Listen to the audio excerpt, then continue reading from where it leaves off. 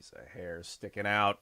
Now, wonderful. Check the monitor after you go live, bro. No. You're supposed to do all this shit before you go live so you don't look vain. What's happening, dudes? Welcome. Welcome to the show. I'm about to play some Horizons Gate. Not sure if you've seen this game before, but it's pretty cool. It's made by the same people that did Alvora Tactics, which I used to play a lot of.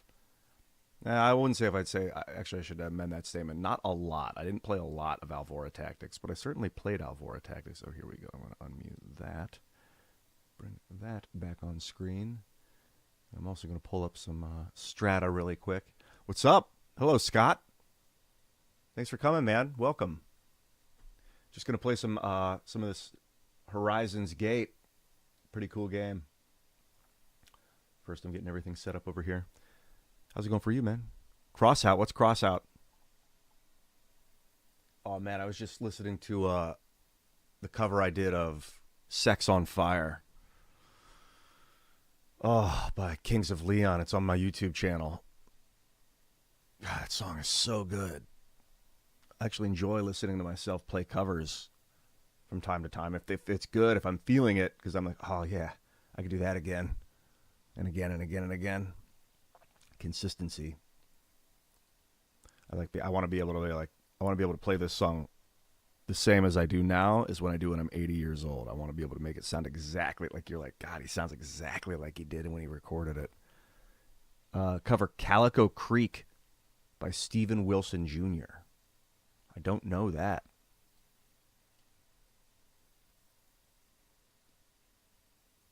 Twisted Metal. Crossout sounds cool, dude. I used to play a lot of Twisted Metal.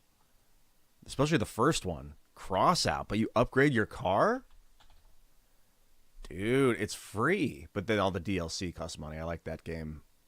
That tactic. That, what do you call it? A marketing tactic, I guess. Oh, dude, Frank Sinatra. Did you see my Frank Sinatra cover? That one, no, that's coming out on YouTube on Sunday, but it's also live on X and Instagram, so you may have seen my cover of Frank Sinatra by Cake.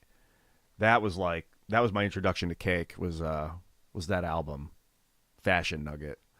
When Frank Sinatra sings, stormy weather, the fly. I just love this vibe. Your ex spoiled Kings of Leon. Well, let me re-entice you. Let me freshen it up a little bit. I've actually gotten that message from people before. They're like, man, I hated grunge because a guy I dated was so abusive and he used to listen to it. But now you've given me love for it again. I got that text from two different people. Like some version of that text from two different people over the last couple months. So Soundgarden, I think Black Hole Sun. Someone sent me a message when I did Black Hole Sun. You know, it's just the way you feel when you hear it. That's a big part of it. What's up, everybody? Matt? Noah's Athletics? Well, Frank Sinatra, it's not actually a Frank Sinatra song. It's a song by Cake. But it's called Frank Sinatra. They're just singing about Frank Sinatra, singing Stormy Weather. I like Frank. I mean, Frank Sinatra is spectacular.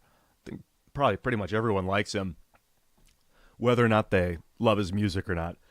That's more of a taste thing, but Frank was certainly a spectacle and a gem of humanity.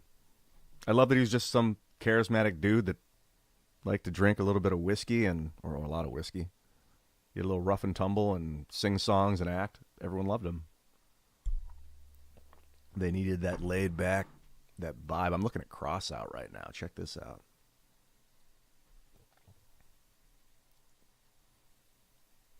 What's up, dudes? Tommy Trees.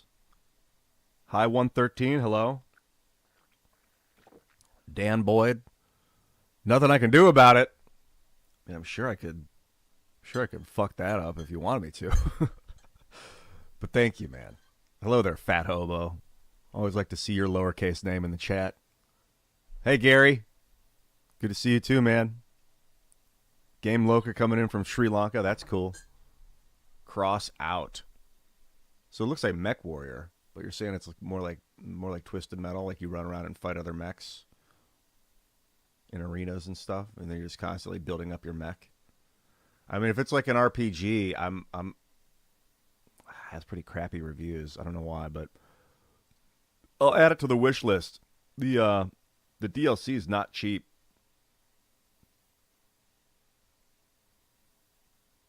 It's like $120. It's like $180 for all the DLC. If they dropped it down and made it like $29.99 or $39.99, I might get them all. Let's see what the reviews say about this game. That pay-to-play people can grossly outgun you. Yeah, if you spend the $160, you're going to have all the equipment. Very monotonous. But it's a vehicular combat game. I don't know. I bet if the playing field was balanced, but just like more paper, rock, scissors, like everyone had access to all the same equipment, but there were like thousands of pieces, and like if I chose rockets and you chose shields and not armor, my rockets would penetrate your shields. But if I chose beam weapons and you chose shields, then my beam weapons would dissipate when they hit you. But if you had armor, my beam weapons would fuck your armor up. Like more like paper rock. I like those kinds of games where everyone has a chance. But if it's pay to win, I'll wait and see on this one. But thank you for the suggestion. I'm going to keep my eye on it. I've been looking for a good vehicle game, and I kind of want to buy the steering wheel. Like, get a really nice steering wheel with resistance.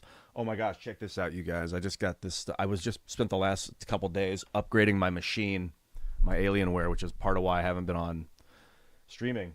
I got a lot of cool stuff. So I got a new hard drive. I got that 10 terabyte hard drive I was talking about. I got this vacuum cleaner that I'm going to clean out the inside of my computer with because it is dusty. Oh yeah, Mass Effect. I actually have all the Mass Effect games. I got this. 2 SSDs. These are solid state hard drives. These things are much faster than my hard disk drives, HDDs that have actual machines spinning. They're each 4 gigs. I was looking at either Western Digital or Fanshang, this Chinese company, and it's like $90 cheaper for this. It was like $270 for the Western Digital, or like $180 for these. And I was like, geez, that's the value of slave labor, man. It's so much cheaper. But my tech was like, it's all slave labor, dude. And I was like, all right, I'm just getting the Fanshang company. Anyway, 8 terabytes of solid state data coming, so my games are going to be much smoother. I have a good feeling about being able to play games like Space Marines. Now, I also upgraded the machine with the help of some of my friends to 48 gigs of RAM instead of 32. The Alienware can handle, it says up to 64, but a lot of people in the forums are like, the Alienware Aurora S9 cannot handle 64, it can only handle 48. So I got 48 running now. That should help the streams, but this is probably the biggest upgrade the machine's going to be seeing is the M2 hard drive upgrade. It's most computers now come with an M2 hard drive, which is like a really, really fast solid state hard drive. It's like instead of 500 megabyte per second transfer, it's giving you like 1,000 or no, like 10,000. I think is 10,000 megabytes per second. Some crazy upgrade. Well, this year says up to 7,400 instead of 500. I think is what the data is. But anyway, it goes in under your graphics card. There's a little particular slot. It looks like a piece of RAM, but it slides in vertically. So that's going in. It's going to upgrade my 500 gigabyte M2 to a 4 terabyte M2, and I'm going to put games like Space Marines, Helldivers, like really non-optimized, huge. Like I'll probably put Baldur's Gate on this and turn everything up to maximum. But just like my main, really big, huge games that require a shit ton of graphical interface is going to go on the M2. So this weekend I'm going to be upgrading this. Hopefully tomorrow in the afternoon. I would stream it if I could. I mean, technically I could stream from my other computer, and then you can watch me do it. But it's not like it's super fun to watch me digging around inside of a machine with this thing I got. Check this out. I got these because I've been doing a lot of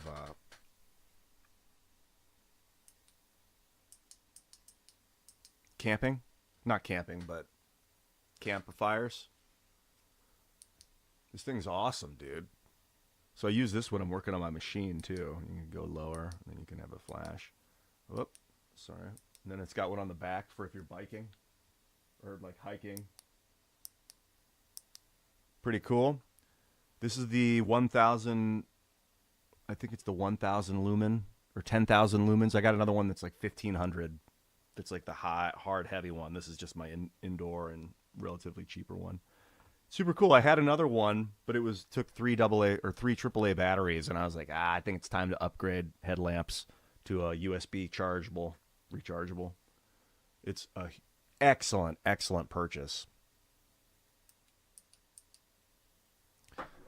I didn't expect to use it so much as working on my computer, but I do. And then what else did I grab? I got some lock picks to practice picking locks. There's like you can get like a what's this? It's a bunch of computer upgrade stuff. Oh, hard drive mounts because I'm mounting these SSDs in the drive.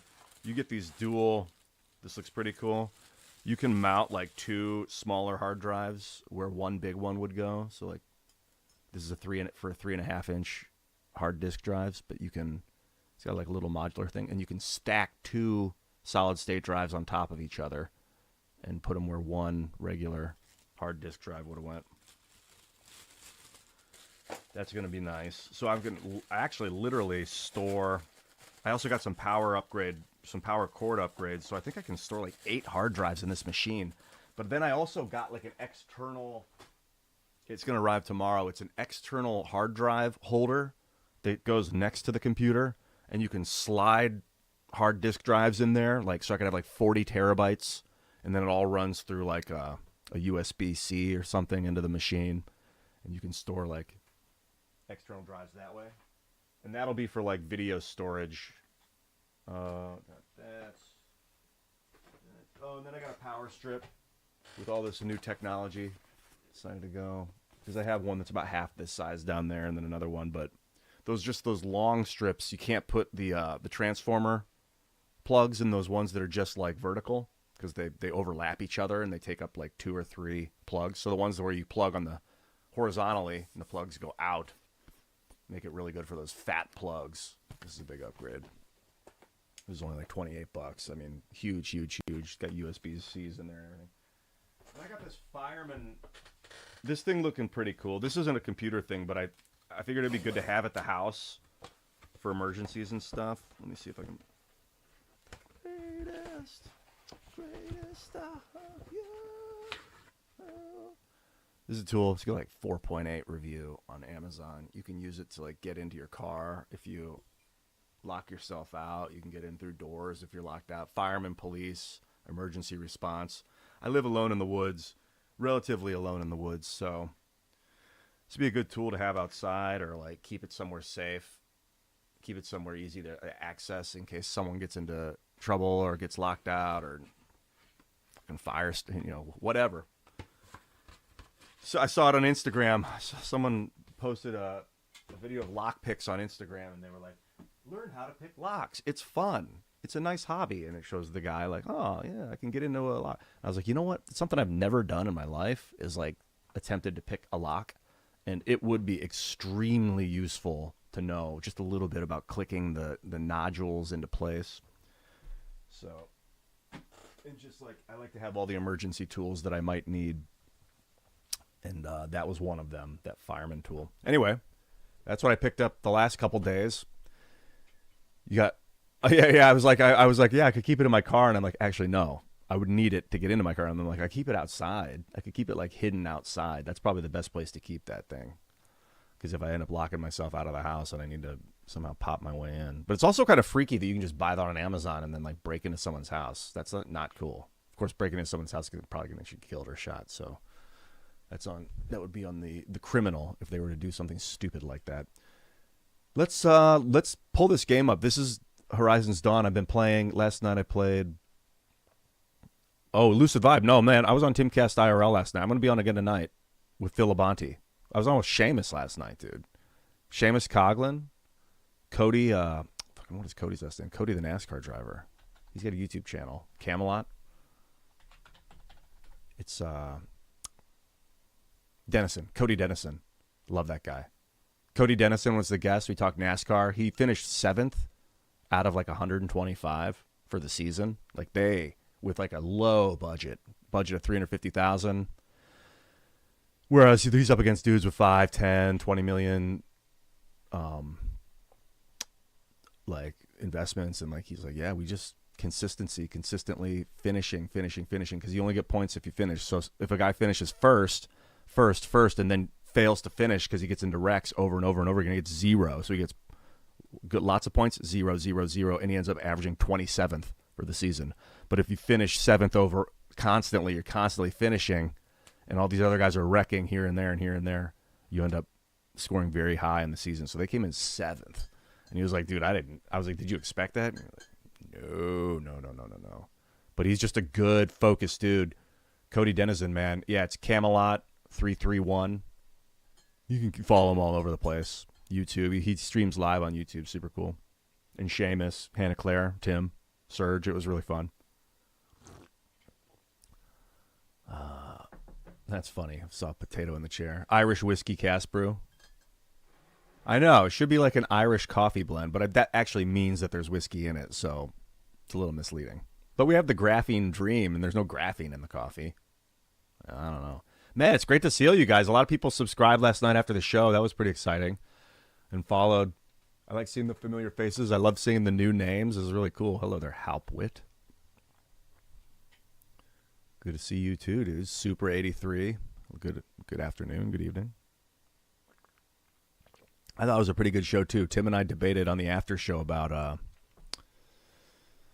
rights and if you have a right to eat, and because he made a claim that like you have the right to eat, and I was like, ooh, I don't know about that one, man.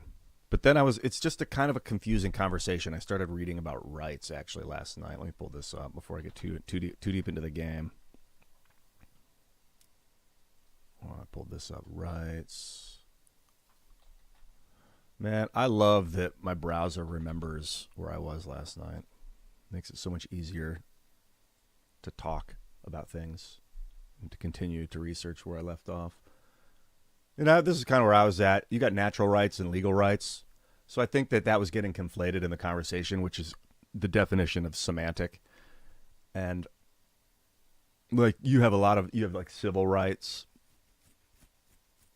They call it the Bill of Rights, but it's not actually in the U.S. Constitution. The first 10 amendments are the Bill of Rights, but they're not actually rights. They're things.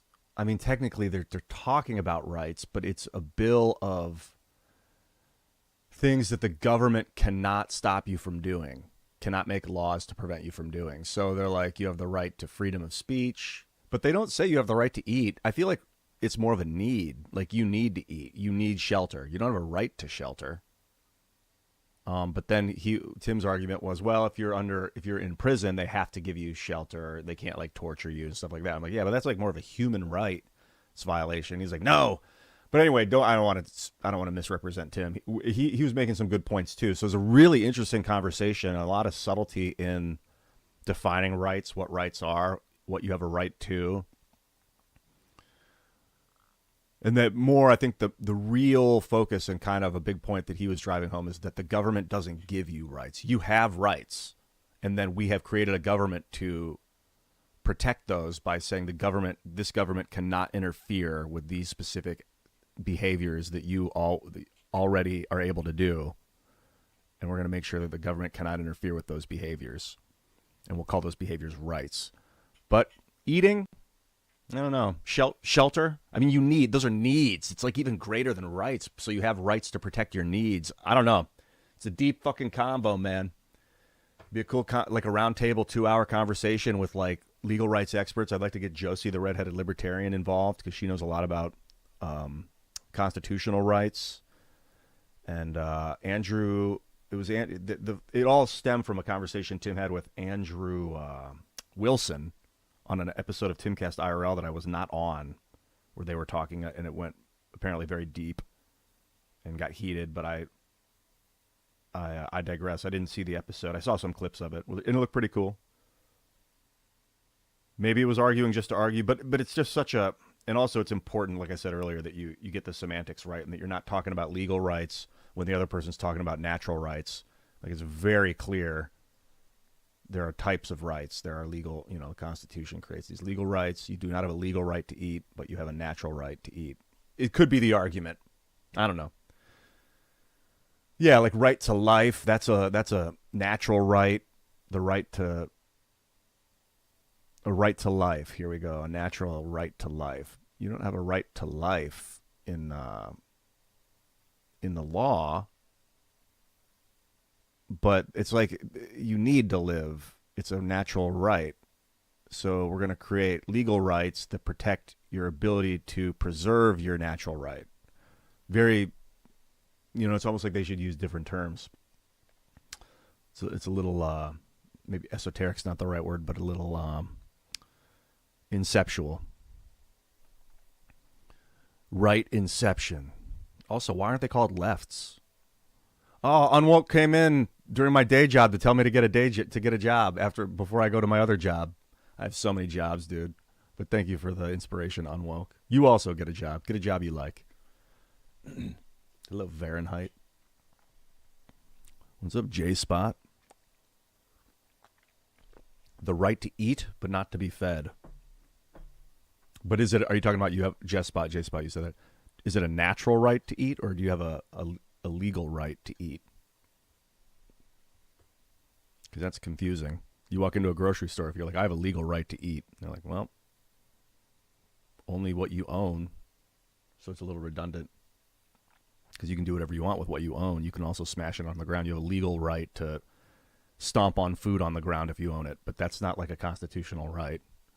We will hereby protect the right to stomp on food on the ground. Like, it's too specific. You have a right to property. And that's kind of where that ends. It's not about eating. It's about property itself. I feel like I'm making an argument where no one is here being able to speak, so it's not quite fair. I'm just kind of saying it out loud, and you guys are like typing, and it's yeah. And someone was like, "LOL." Tell Tim. This is one comment I got. Tell Tim to go to Africa and tell everyone there he has a right to eat. They'll eat his ass. I was like, that's funny. Yeah, different places in the world, you go there and you're like, I have a right to that, to eat, and they're like, dude, who the fuck does this guy think he is? Like, do you? I don't know. Anyway, great conversation. Very fun. Hello there, LARP Busters and Drift Tour. Good to see you guys. Two wrongs don't make a right. That's for sure. Ed Faust. Hello, Troy. Generally, I try to do good. I feel like sometimes it can get a little dangerous because, like, even the supervillains think they're doing good. So you always got to kind of keep yourself in check. And hopefully what I'm doing is good objectively or collectively, subjectively. But yeah, generally I try to do what's right for society beyond what's best for me. But then you kind of got to balance it out, because if you're too charitable, you find yourself unable to actually provide for society. So you kind of got to be selfish once in a while, and then thinking, is that actually good that I'm taking so much for now? I hope so. But thank you. Thank you for making me think, and thank you for the kind compliment. Or rather, the inspiring statement. Insight of the ages. Do we have any rights? We don't even know the nature of reality. We don't know how to analyze any of this in light of the idea of a simulated multiverse of which we're likely in. Well, how can you say we're likely in a simulated multiverse if there's no way to define the nature of it? Oh, check this out. It's gonna pop. I might have to change the settings here really quick.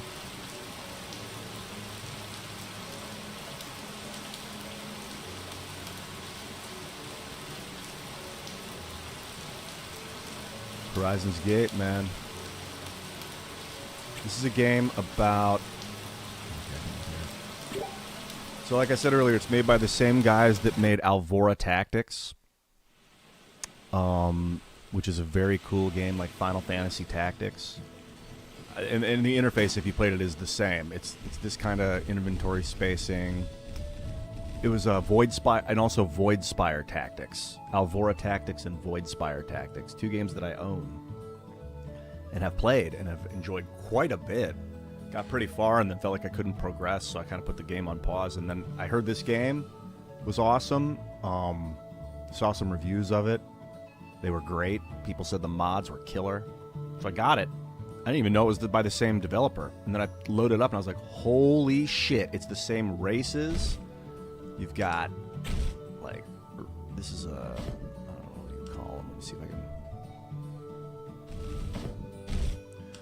I'll have to go to off the dock before I can pull up the race names. But, so what happens, it's a lot like Final Fantasy Tactics.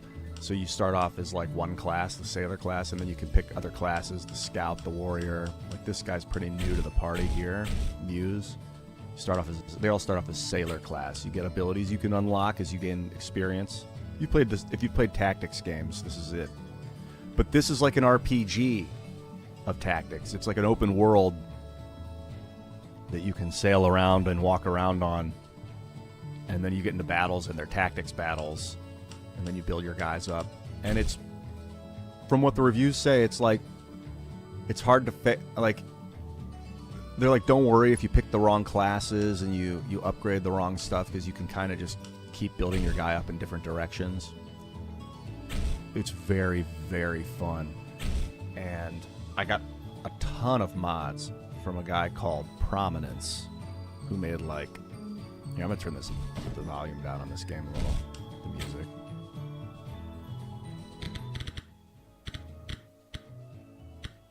Let me know if the volume's unbalanced or anything. What's up, Dragon Fruit? Good to see you, man. I haven't played Starfield yet. I'm going to have to look.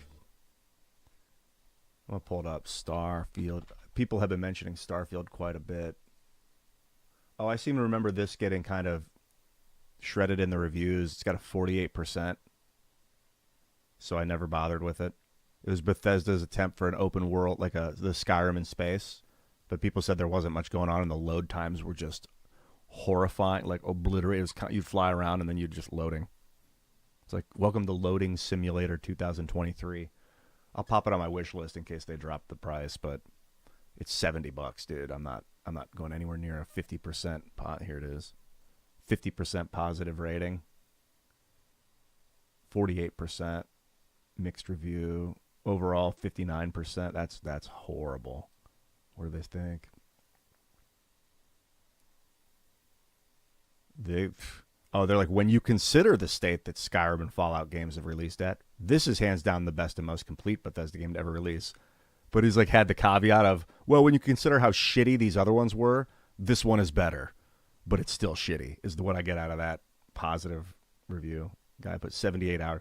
Dude, if he had 678 hours in the game, I would consider his review is legit, but it's 78 hours. I've had like 1,000 hours in Skyrim. This guy's 1,000 hours in the game. This guy's got 156 hours, 242. Well, some people think it's like one of the best games of all time. I don't know. Maybe it's maybe there's been a bunch of improvements. It's almost a year old now at this point. It's more than a year old at this point. No, I don't game on Xbox. Oh, the shipbuilding's fun, but says this, the only flying is just in orbit above the planet, and there's no real traveling, no soul in the side quests. The Forever Winter. Let me look.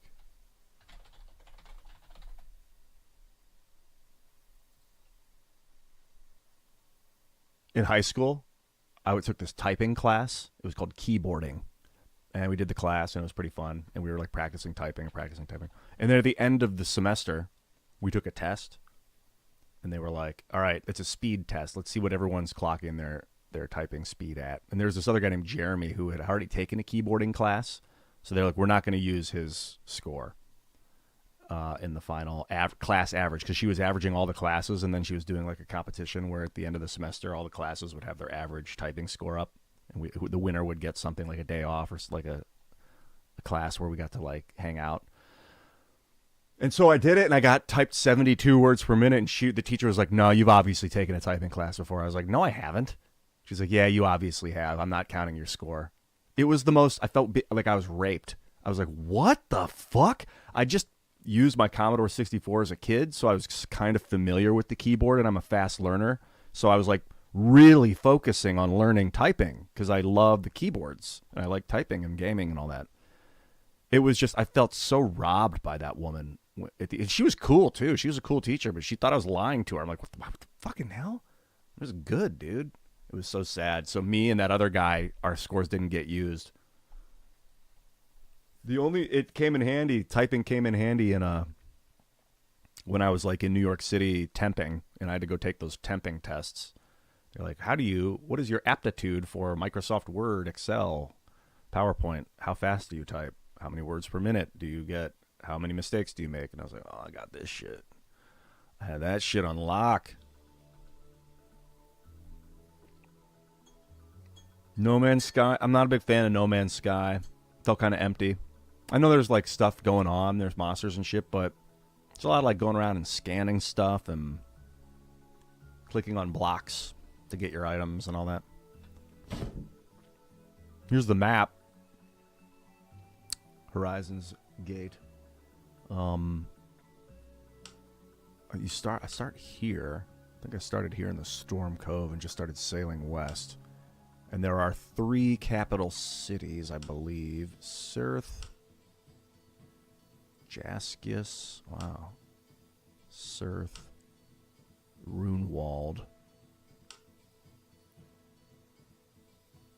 Oh, Domino also. These might be, I think these are the villains of the game, the Domino capital, but there's like 3. And you can pick a faction if you want to join one. This one looks like the biggest city in the game. Maybe I should travel to Jaskius. I'm currently in the process of taking transporting some gold bullion up north on a transportation quest to make a ton of money off of the sale. So you can do trading, you can do more hot action and blow up, attack other ships. You can do like I don't know. It's kind of like just an open world. You get to kind of mess around. So I'm about to sail through the deep sea. I might get attacked by a kraken, but I don't mind because I have 2 ships right now. My fleet. I have 2 cogs. They're mostly transportation vessels that are kind of quick for cheaper ships. They only cost 600 gold each. I've currently got 1,800. I loaded them up with some. This has got a pretty nasty cannon on it and some boarding gear in case I do decide to pop over there and board their ship. And then you can only take a landing party of 5, although I have 8 sailors right now. Gonna come at me? Come at me, bro. Sea monsters. Let's take them out. So this is sea battles. Ooh, I've never fought 3 of them before.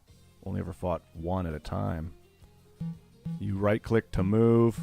Damn, I'm so close to be able to hit these guys. I'm going to maintain distance. I don't know how fast. I wonder how fast these things are.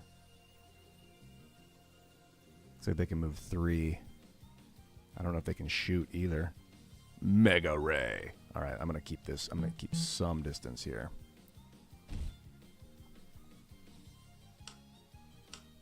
Keep my what is it? Port or starboard? What's the right? Is it port would probably be right and starboard on the left? That's my guess. Or is port and starboard front and back? No, it's aft and bow. Is that right? Some of you ship masters in the chat know the answer. And I wonder if they call it, like, why do they call it starboard? I'm going to keep these ships safe, close together.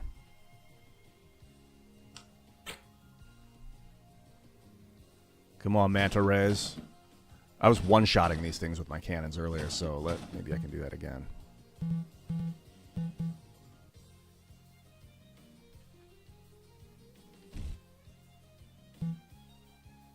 I'm going to one-shot that thing.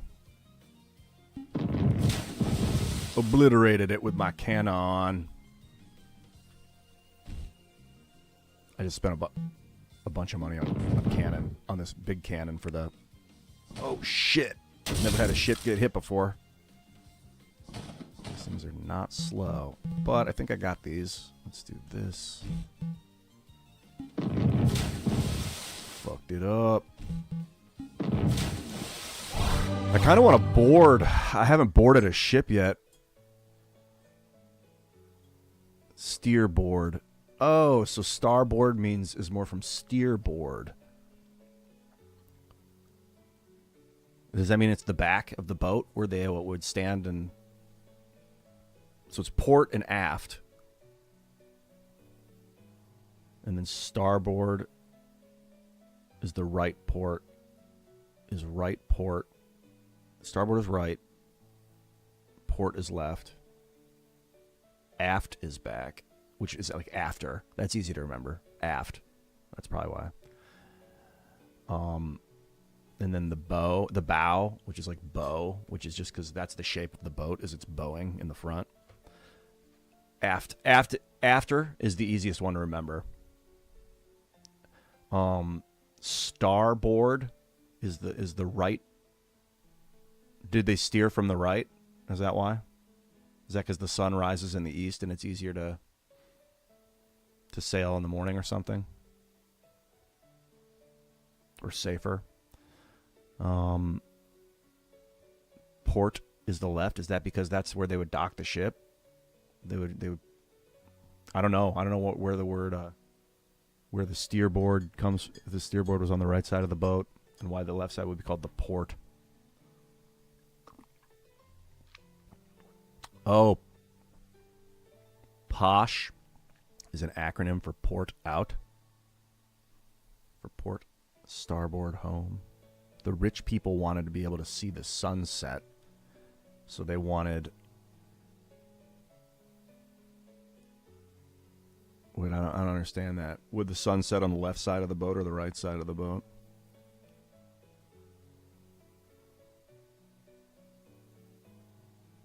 If the port was on the left, is that just because they would sail north? Most boats would be oriented north. Yeah, the steering oar would be on the right side of the ship. That makes more sense. So the steerboard was on the right. That's very easy to remember. Thank you. All right, the crew's doing okay. They all XP'd up from killing that shit. No ships. And then when you slaughter these things, you get ray oil, which I don't know if that's just for sale or if it's something I can keep. Food, obviously. You eat like every crew member eats one food per day, I think. So I've got about 8 crew members, I think, right now. 5 days worth of food on board. The food doesn't go bad in this game, which I guess that's fine. I like games where your food rots, though. One of the cool things about Fallout games, if you don't use your food, it rots. You can turn it into fertilizer.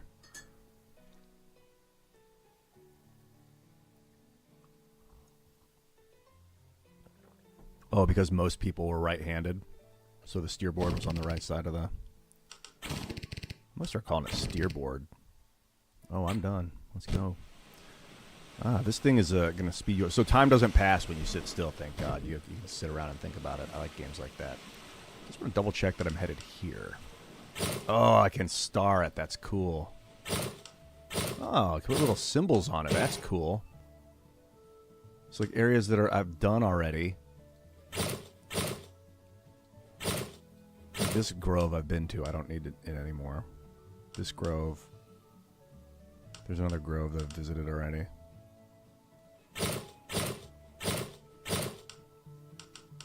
Blocked that, blocked that.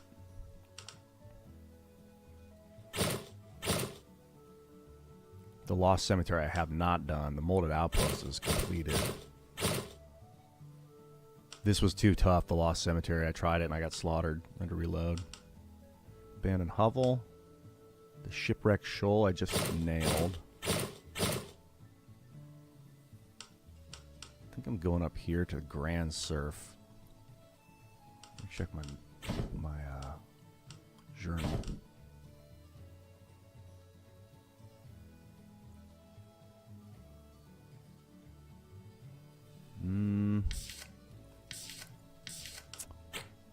No, they're not showing up. Just gotta remember, maybe. Or escape. Here it is, 10 billion to Grand Surf. The quest. It's my current quest. You can have like one quest at a time. And what's this? We're looking at the abandoned hovel. I think I've been there. So I'm docking it just to check it out. I think I've been here before. So this is what it looks like when you board, when you land. You get a rate your landing party of 5. Yeah, I believe I've already been here. Can I put this on board my ship? No. You can examine stuff, which you're suggested to do, because you can sell the things you learn to like this it's like this artist or something that's recording data. I can melt stuff in the furnace. All right, I'm gonna say that this area has been cleared. Yeah, this area has been cleared. Actually, I think I can use this to fill up my bottles. Let's do that while I'm here.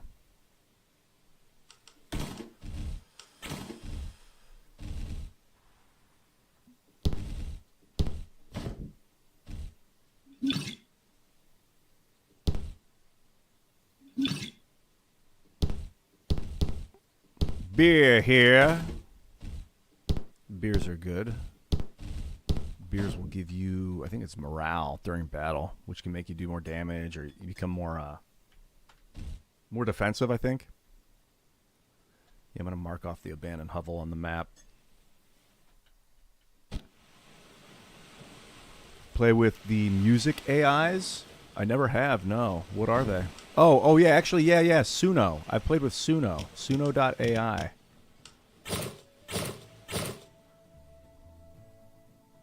Alright, I think I'm going to go west and kind of sail up the coast, because although I'm headed here, I would like to unlock, just explore this area to the west.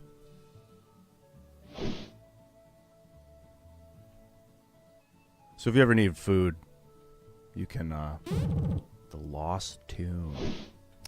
What could possibly go wrong? Let's check it out. This guy's got a lantern. It's useful. Bones, I think, can be used for crafting. You can't sell them for anything, but I'm going to hold on to them just in case. There's no real quick loot options, so you got to click and drag things. It's really like old school RPG. I like it a lot. I like the... I have a feeling I'm going to get jumped by something. What is this?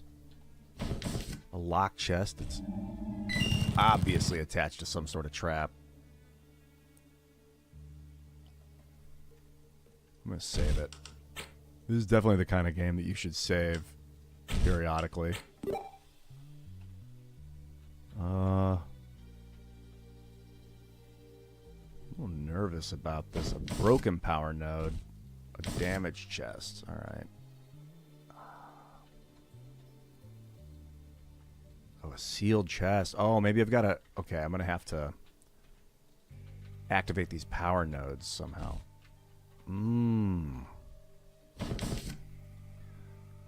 Raw energy or lightning. Okay, I can do that. I actually have a guy who knows lightning magic. Oh, no, he has ice. He does have lightning. All right, come here.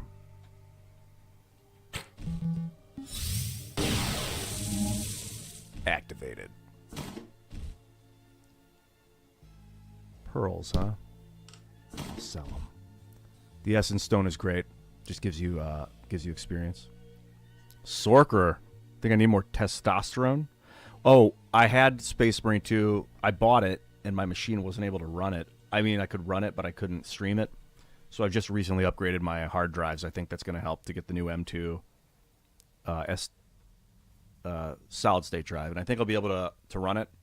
I'm definitely down to improve my testosterone in that realm, if you're talking about. Excuse me.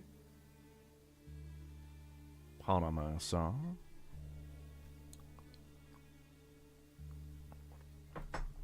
All right, I wonder if there's more lightning down here that I can't see. Let's see. Everybody back.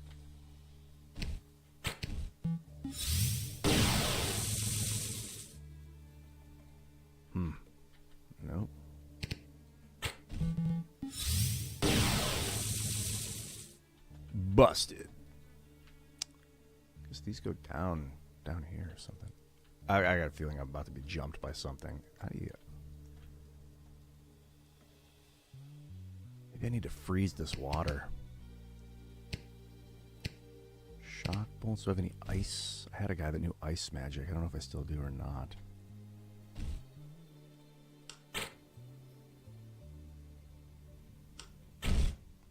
I think he knows ice magic. He's not currently spec'd into it though, so here we go. Let's do this. Yeah, you can freeze the water. Cool. Now back to your sorcerer build, bro. What are these? Salamanders. They're slow. They have wind magic. And they have protective magic. Oh, nasty. Okay, so I'm going to need to spread out to fight these things. I don't want to get too close up. What's up, R-Zoom? Also, I've got this other character. So I'd like to hear what you guys think I should do here. I've got this other character. Travor is... here's my group. There's 5 dudes, and they're all different races. I'm trying to diversify my races. Like I was saying earlier, I've got... This is... Falpa, which gets plus 10 max HP. That's their racial ability. Makes good wizards. That's your companion, this girl. Reeve, you start. She joins you when you start. So she starts as a warrior, but I've kind of spec'd her into wizard because of her max HP. I've got my human, which is my leader. He gets an XP bonus when he levels up. That's his racial ability. Soar is a Rasman who cannot be blinded or silenced. So I feel like he's going to be my healer. He's also a good wizard. Not being able to be silenced, he'll be able to remove debuffs. If the whole party gets silenced, he'll be able to remove that debuff from them. Bower is a cat, a Scurio. They're quick. They act first, so I'm making him a warrior rogue.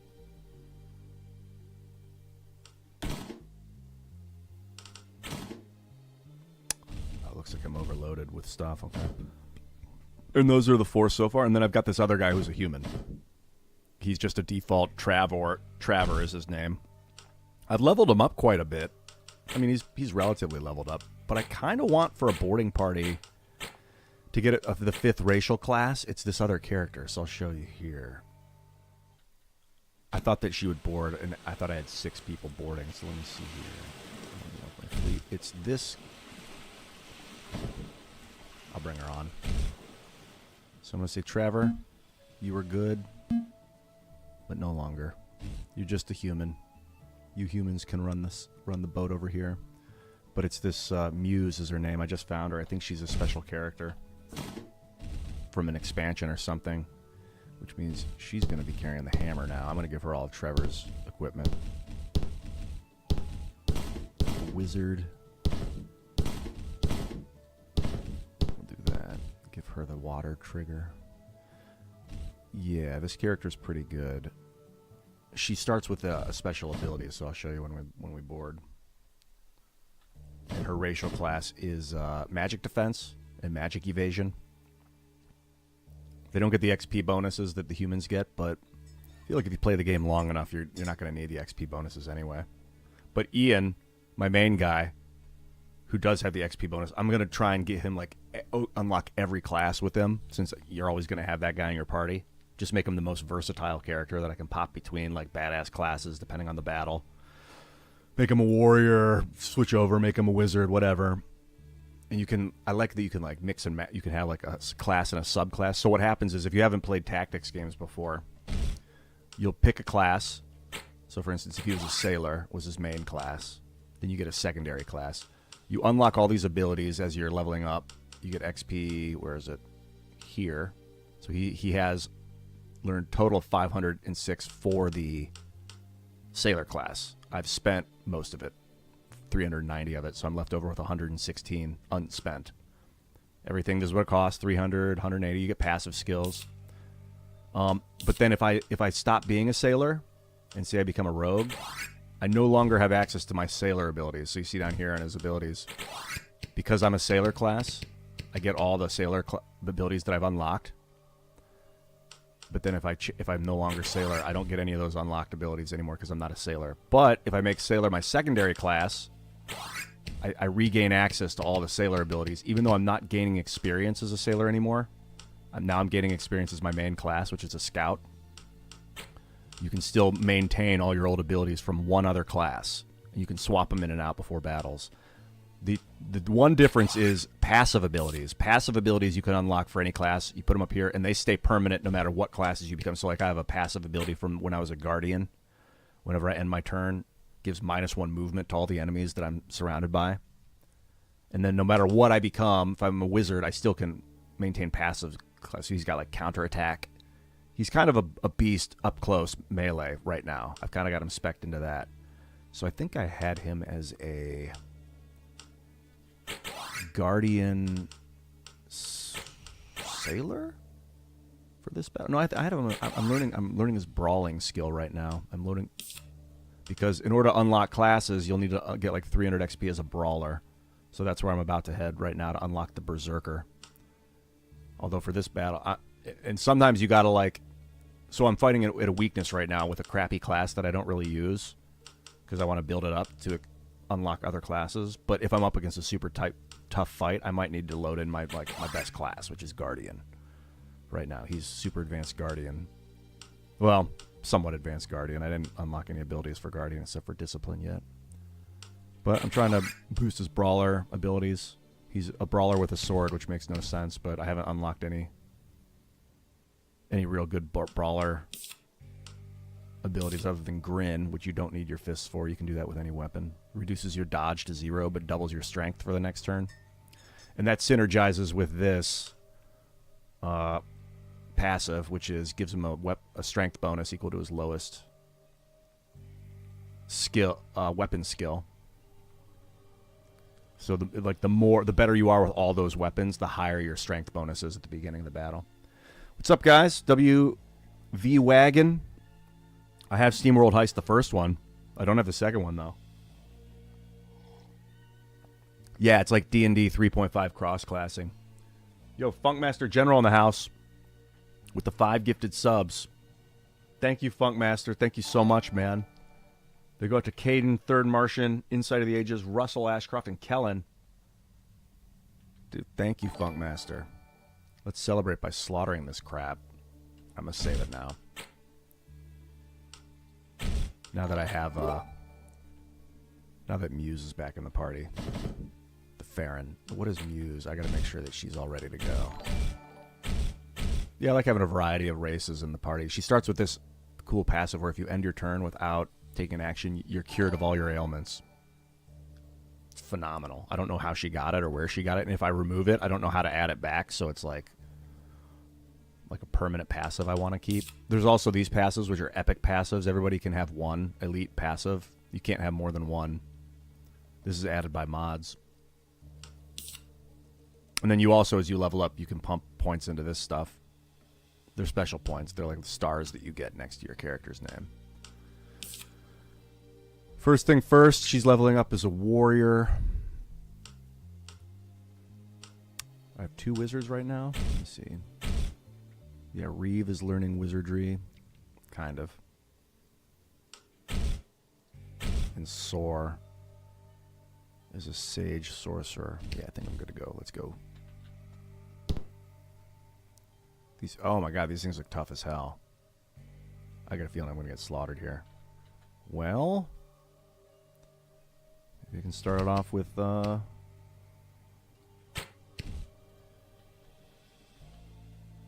fire spell here.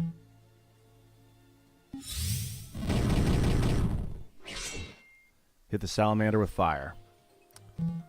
You go here. I like that you can start where they're standing.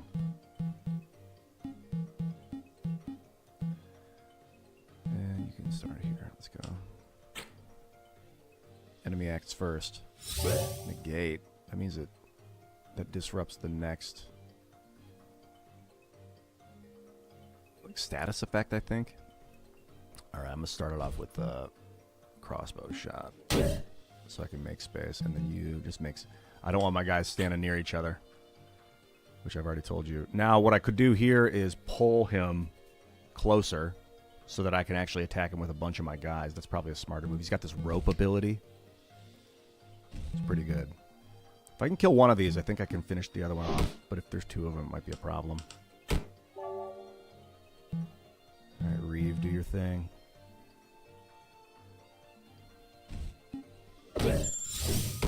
Oh, counterattack. Good to know. Damn, he hits hard. Do I have enough time to cast this? Let's see. 13. So as you see, these spells have a timer. They cost 7 mana. That's the purple star. And then the clock is how long it takes before it happens. So, like, certain spells have, like, casting time. So this is going to take 13 ticks before the lightning strikes. You can see they're going to act in 11. This guy's got his green thing out, which makes it look like he's about to trigger something. So this thing that costs 13 is not going to... I'm going to miss if I do it, so I'm going to have to keep it simple. Hit him with something else. An instant cast spell. And then Soar can go in... here, maybe? And do a defensive thing on Reeve, because Reeve's getting gang raped right now. Negate. These things counterattack. That's a big problem. Maybe light it on fire? He's got a healing spell, but I can't access my dude to heal him because he's all surrounded. Oh, I just had to reload my crossbow. Brutal. Missing an attack does kind of sucks. Yeah, go here, bro. Strike. Oh, maybe negate. It just makes him push. So they have their counterattack is push counter.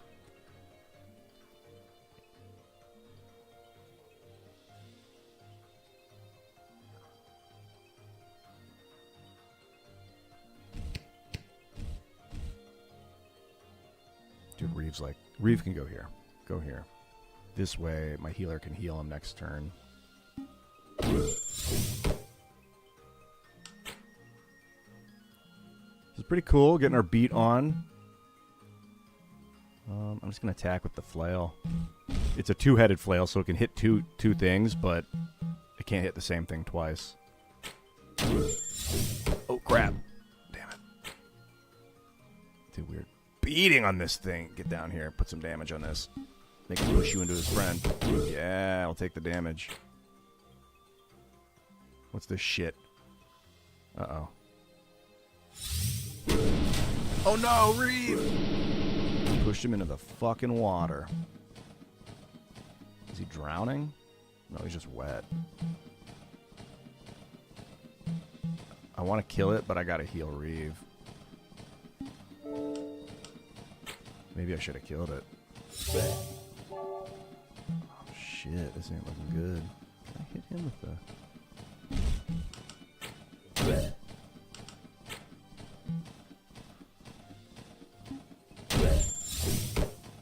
Getting our beat on. God, negate.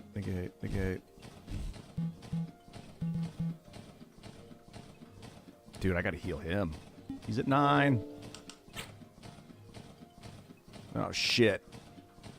Doing a huge attack. Maybe that was a mistake. I healed him. Will you get out of the way? Fuck. No, I know what I'll do. This guy is gonna blast this dude with magic now. Or this guy. No, this guy. This dude. That guy's fucking down. He's not dead. He's just down.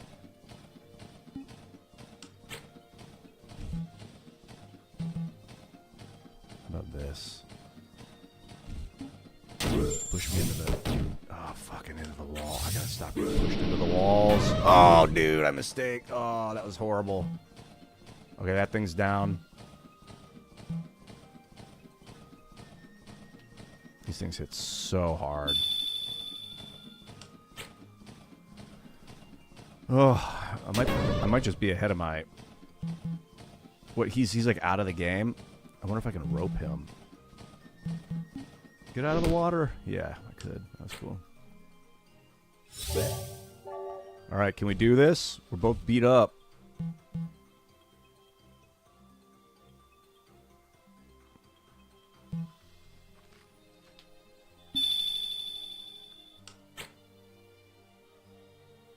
Damn it. He's about to blast.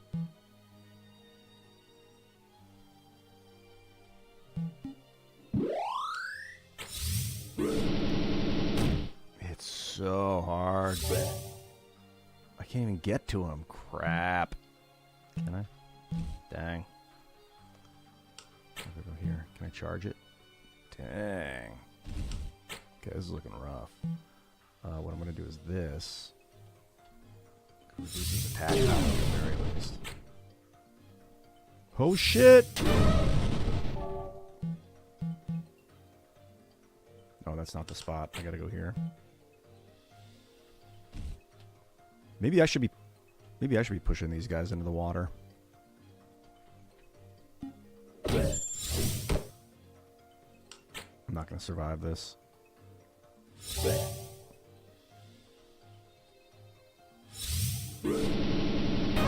Well, that's the thing about this game is you can go anywhere and stuff can get you. Sometimes you don't know what's coming. Fortunately, it's not permadeath. God, that sucked. I almost had him. All right, I'll have to come back. I'll have to come back to this zone. I might have played that wrong too. I mean, I didn't know what to expect. If I could push one into the water, I could try that. I could just try pushing him into the water. Looks like I unlocked one, though. Oh, there's the other switch down here. Oh, I got an idea.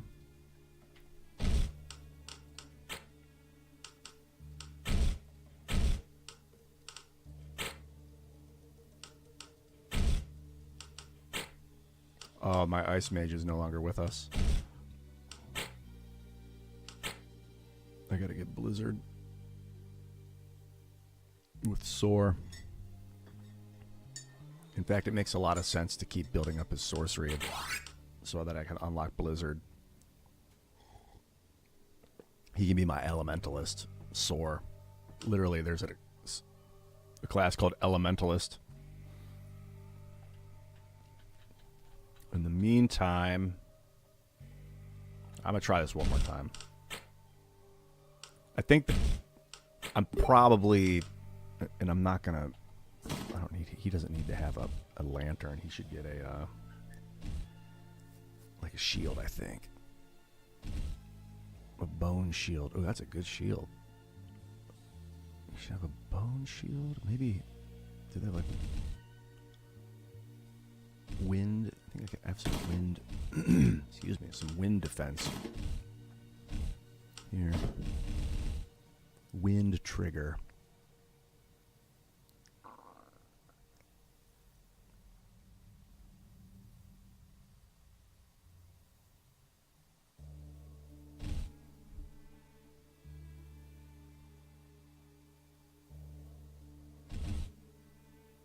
They're mostly just taking wind damage, so I don't know. I'll give it one more try, and then if it fails, I'll just get back to. Oh shit! Well,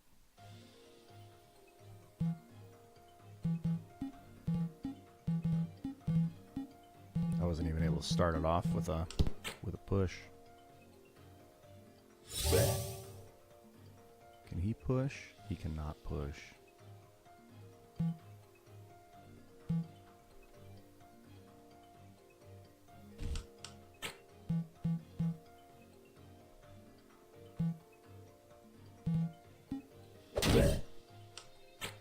He can push, though. I'm gonna see if I can push it into the water.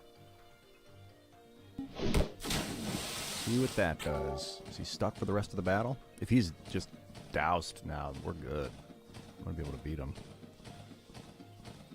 How about I go? He's gonna push him into him. I cannot handle getting pushed into my own guys, though. So I gotta be careful that doesn't happen. But I think I can charge. No, Ian's in the way. Fuck. Gonna go here. Just hit him with this. Lowers attack power. I'll take it. This guy's acting in 11. Alright, and then with this. Takes away his negate. Let's go here. Charge through. Oh, fuck. That's a lot of damage. Alright, get back. You're just gonna get hit, dude. No, run over here. Shoot your bow. Ah, so much damage. Oh, my God. Oh, God. It's nice that this guy's like... Oh, so he's wet for 207. So he's got like 9 more turns he's going to be out. All right. Ah, jeez, brutal. What can I do here? I can go here and reduce the damage on myself.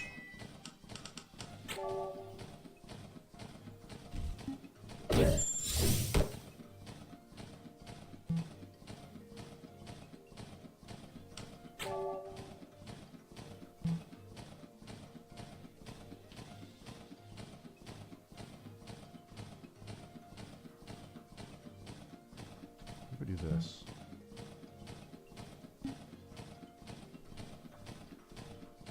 Then you go here.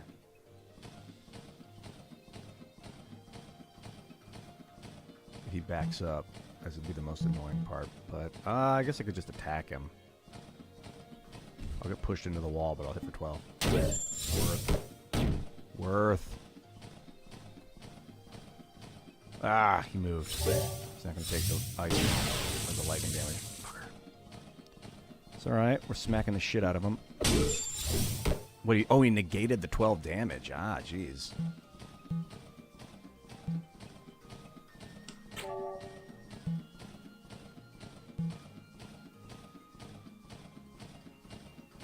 Now, I could back him into a corner and hit him with the ice. Let's do that.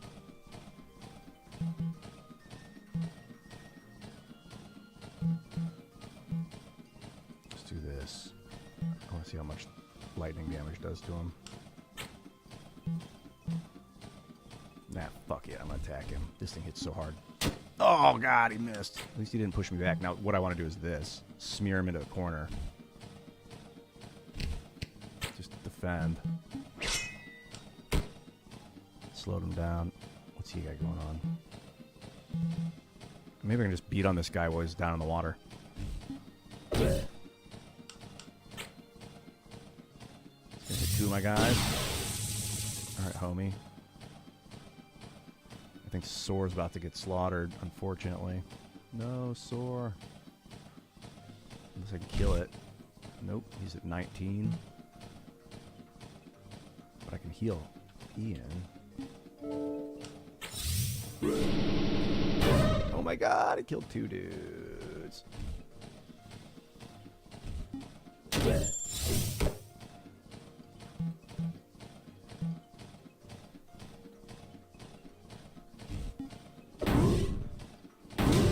Oh, look at that. But I only get to loot 1 of them. Oh, man.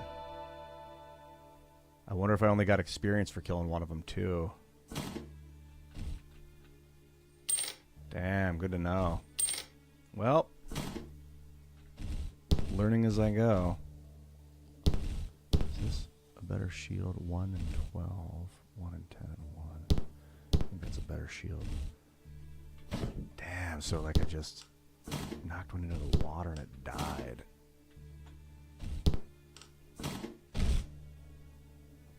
Interesting. What's up, Deloric?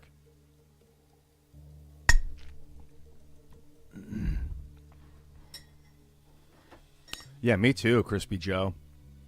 Or should I say, Quispy Joe? Let's take the blizzard. If I got full experience for killing the dude in the water, I'm satisfied. I don't know how that worked though. I think I did not. All right, I unlocked the Berserker. I can get away from being a brawler now. That was kind of a crappy.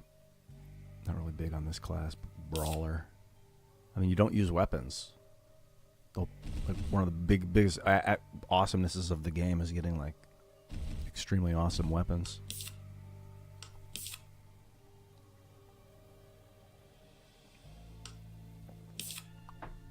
Questions now is what role do I go into with Ian?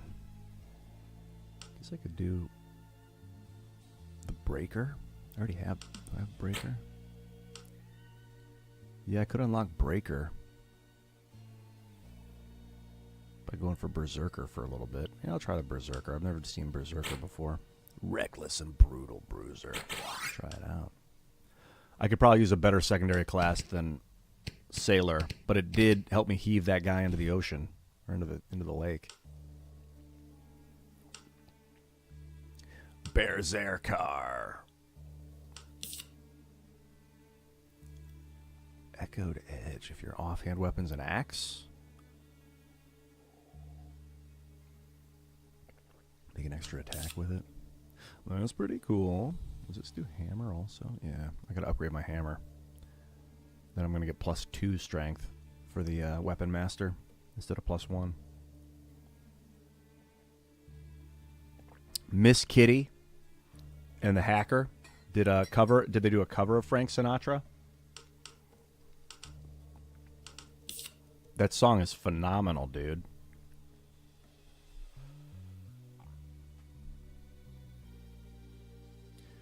Yeah, man, I'm chilling today. Sometimes I'll come in here and do like super fast-paced, hot action games with other people, and it's more of like a community of stuff going on. Sometimes I'll just log on and just play. Like what I would be doing this afternoon is probably playing this before work anyway, before I go over to IRL. And I figured I might as well just do it on stream, even if it's like not necessarily as engaging as when it's a bunch of people talking and really fast-paced stuff. You know, it's kind of fun to watch where it's just not like Warhammer will be really fun to watch. But like last night I played this for like 3 hours or something, 4 hours, and I was like, I didn't stream it. And I thought, man, I got to get into the habit of if I'm going to get on and play a game for like 3 or 4 hours, even if it's like turn-based and I'm not talking that much, I should be streaming anyway. So I'm at least like creating something. And with that, I'm going to hit the bathroom. I'll be right back.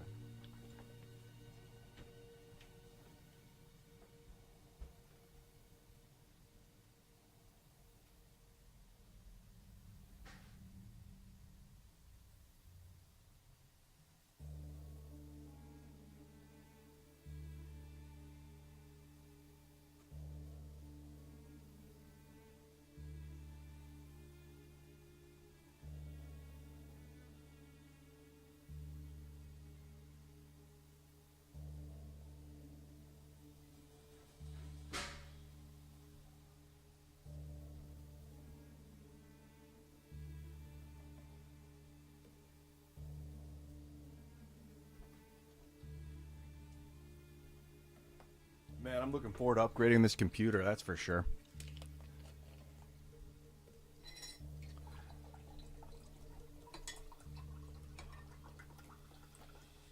Kind of refilling my coffee with coconut water here. Yeah. This game, it's on Steam. Crispy Joe. It's called, the fuck is the name of this game?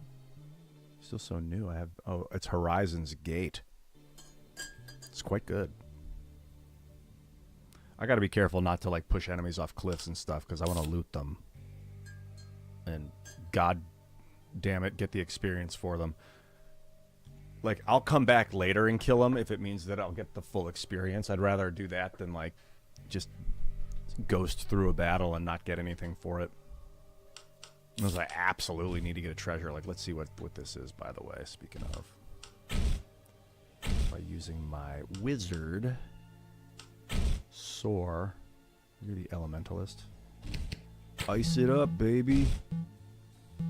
Oh, it's a double. Look at this spell. What is that? That's a lot of ice. There we go. What's that? You always want to look at stuff. All this information you can sell to the cartographer, whoever he is. He's like a scribe.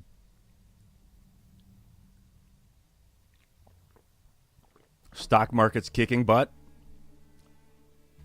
Yeah. Is that a sign of like a bunch of people are selling out right now and then they're coming back? For some reason, I feel like this is a good spot to dig. Whenever you see debris, get the shovel item. Let's try it out. I knew it. There's something, an ice trigger. I'm gonna have to start utilizing these triggers for my wizards. Like you can have the opportunity to. What's this? Hey, an item. Iron spear. You have the option to kind of specialize into. Can I destroy that? No. In the wizard classes, with the elementalist, the sorcerer particularly, you can become an ice adept. You get +2 for the ice, but minus to everything else. Or stick as a generalist. It's just nice to have access to all the different spells. But like right before a battle, if I look at the guy and I'm like, ooh, it's a lightning enemy. Well, let's go fire. And then I'll spec in my fire passive. Like, it'll be nice to have all these unlocked, but you can, like, swap them in before a battle. That's kind of a big part of the game is using the right tool for the job. A sleep dart. What's this? Grub husk. More gems. Let's beat feet. I think my boat's overloaded with items.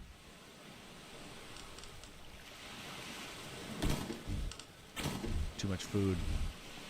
How do I do this? No. There's a faster way to do this. I don't think there is. Oh, right click. Throw it over. Yep, I'm sure. A better boat. Alright, I'm going to mark this spot off on the map. We nailed it. Up the coast we go.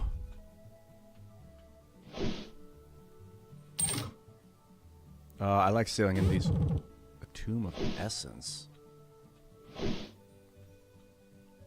Nah, nothing in there. You pay your sailors like 1 gold per day. And then they all got to eat too. This looks like it might be a little crazy. I don't know if I want to do all these yet. Can I go through the... What's that? Mushrooms. They're useful to travelers when shaken, huh? I wonder if I can cut them off the wall or something. Yeah, that's how you do it. Glow mushroom chunks. So they give morale or something. Alright, bro. Give me your ice, dog.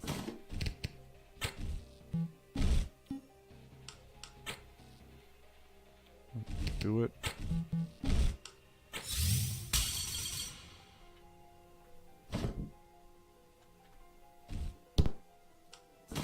Essence stones will come in handy. Got a weird feeling about this. What is that, a short sword? A steel sword. I haven't seen one of those yet. I don't think so. What's he using? He's using like a bone sword. How's that compare to the steel? Perfect. More damage.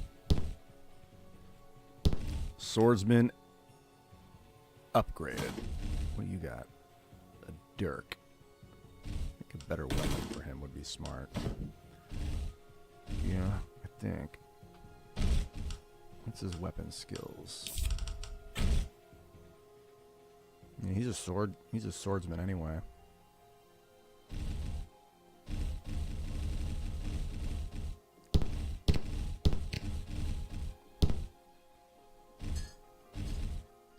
Better weapon. I really want to get Bover behind. He's got the backstabber passive. Oh yeah, and I got to remember to hit E. I got this passive with him called timed hits. If I can hit the E button just before the damage is dealt, does an extra 25% damage. He's queued up to do massive damage.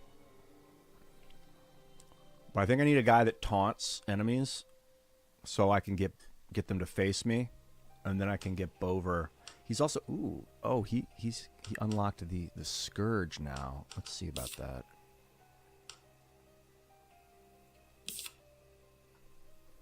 He's basically my thief, kind of my rogue bover. He's like my fast.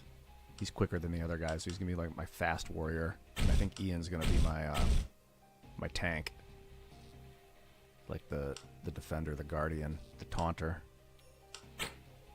He actually literally has. Does he not have taunt? Oh, he doesn't have taunt.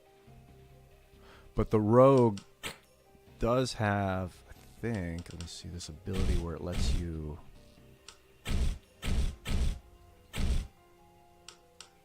The rogue has an ability called distraction where you can turn an enemy around. But unfortunately, he's the guy that needs to be behind, so if he's the one that turns him around, he's not going to be able to attack.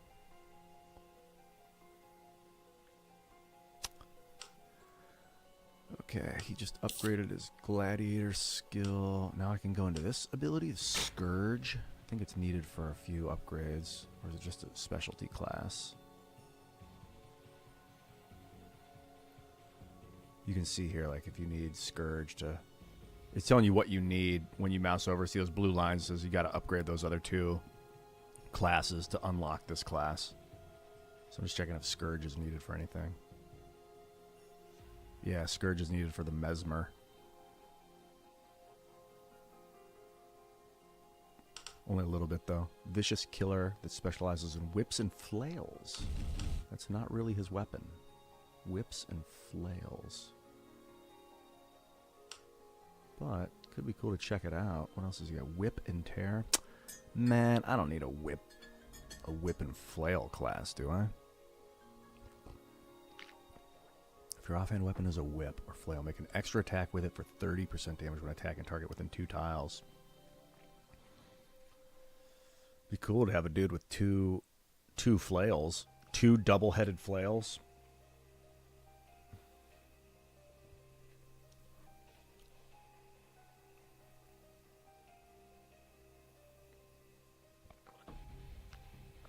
I don't know, what are you guys talking about, Morph Trust? I just kind of glanced down and saw you're talking about a car crash in the hurricane. Oh, you're talking about upgrading your computer. I just got to go back and read the chat there a little bit. What's up, Shorty? JC, good to see you, man. You saw it? This is Horizon's Gate right here. You can get it on Steam. The Scourge, huh?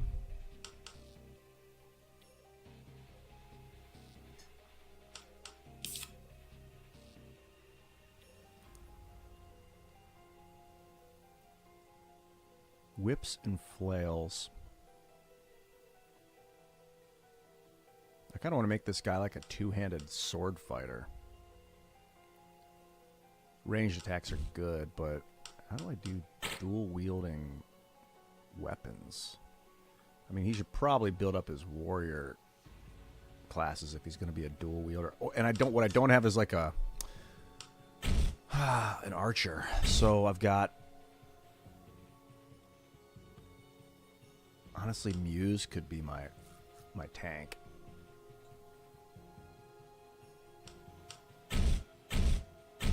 Bover could be my archer.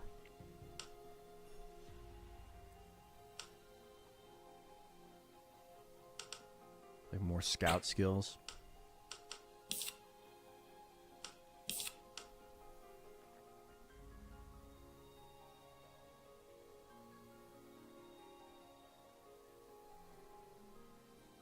Sidestep's pretty good. That'll get you to position to attack for the next round for with the rogue. I leveled up.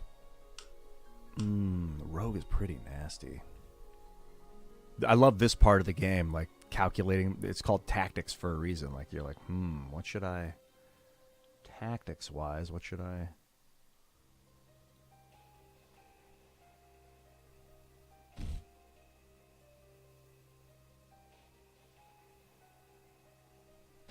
Oh, when a guy dies in combat, they fall down and they're permanent. Their hit points are reduced for a while. Every day on the overmap, they go back up.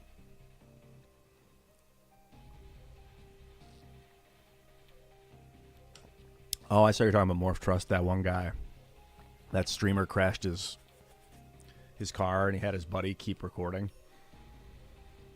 He's like, keep recording, man. He's like, are you okay, dude? And his buddy's face is all fucked up, and he's like, yeah, keep recording. And he hands him the camera. That was nuts. He's like, I can't, man. And he's like, do it. You want to get fired? You want to keep your job? Recording. The guy's like, my life.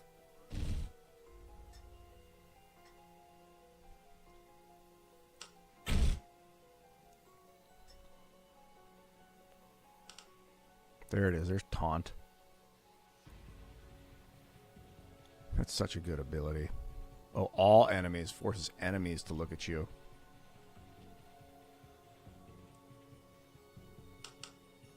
Gladiator, huh? So we're looking at him. Excuse me.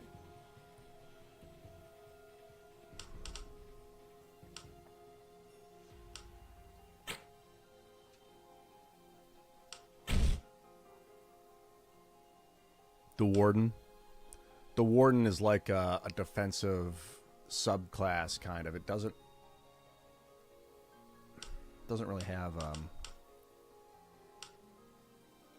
doesn't really do a lot, but all right, he's got to now improve his sorcerer class. Reeve. I mean, I could keep pumping his Warden skills. Warden's really good. It's a really good subclass, like a defensive class. So Reeve could end up becoming my healer. Where's that other guy's the Elementalist? Soar is the Elementalist. He's the guy that can't be silenced. So I was thinking about making him the healer. I think that would make more sense.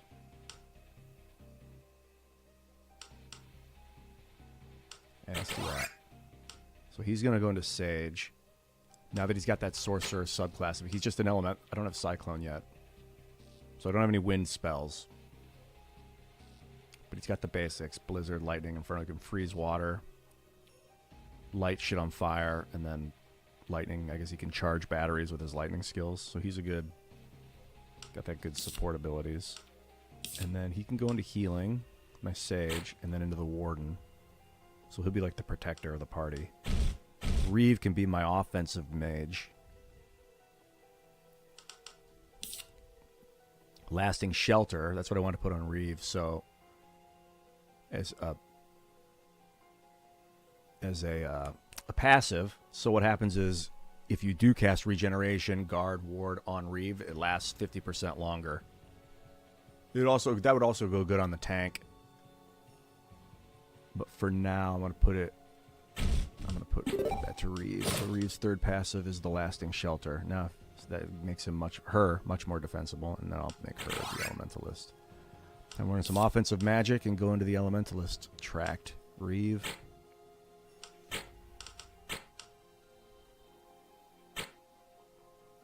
But she still has all her warrior skills.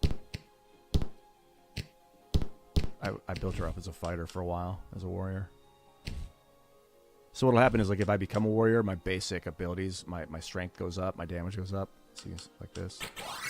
5. And then when I go into Elementalist, it's 3. Which sucks, because I have a bunch of attack skills. But, you know, they're training. They're in training right now. For him, I can go back into Rogue or Scout. I don't think he has a subclass really. Yeah, I'll do this with this. Scout with Sailor.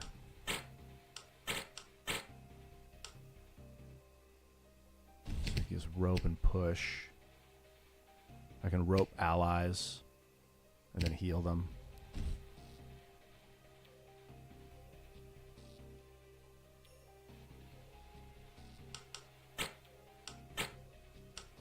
Alright, that looks good to me for now. I'll build up the Scout a little bit, because then I can take Sharpshooter. Bover might end up being a Swashbuckler. I don't know what it does yet, but Sharpshooting Rogue. Yeah, this is a good, like, swift attacker.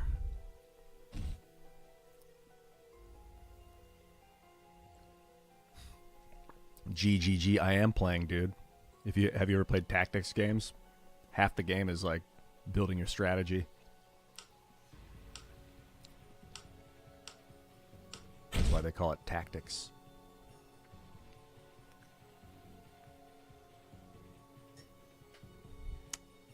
All right, he's clear. Muse is in the process of building up her warrior.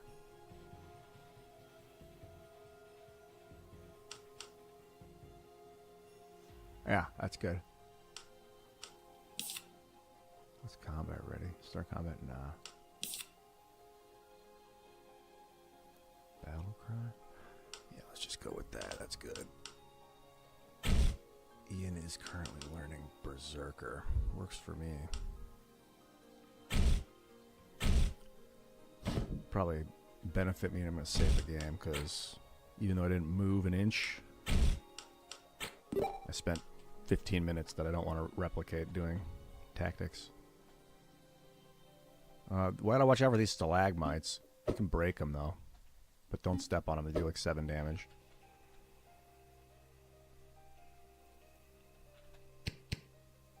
Dude, this guy's amazing.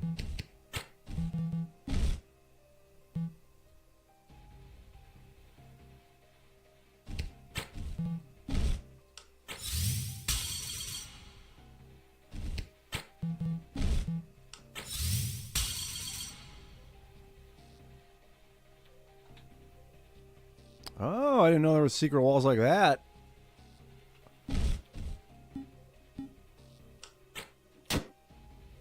A web. Can I cut these? Let's find out.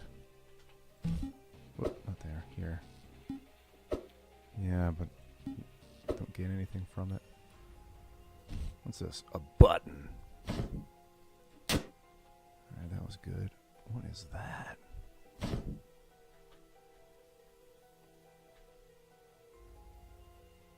Broken power node. So I can smash through that wall. That wall looks unique.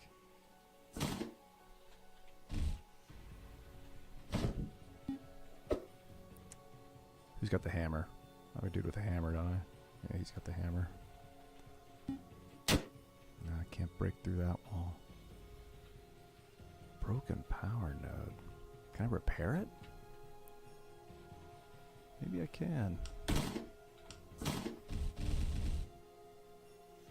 The repair kit, perhaps.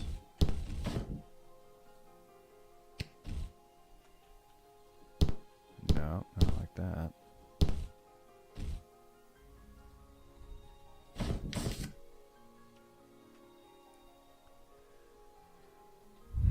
A damaged chest and a broken power node. I don't think there's any fixing that, which is kind of strange. Column. Smash through it with a hammer. What's this? Gunpowder barrel. Watch out. Ropes and pittons. Those are good. Those will let you climb. I got a feeling that the debris rubble. Want to dig it? Let's see what happens if we dig it. Nothing. There's an arrow pointing. Oh, itchy poison. Watch out, dude. How long are you itchy poisoned for? Gemstones.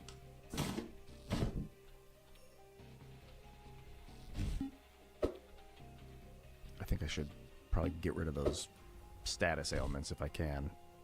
Wish there was a fast button to change between party members, is there? The F keys, yeah, okay, that's good. Anybody?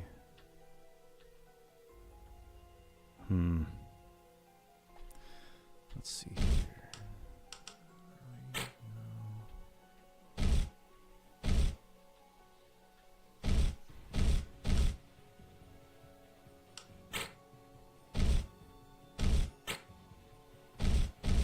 Dang, nobody can.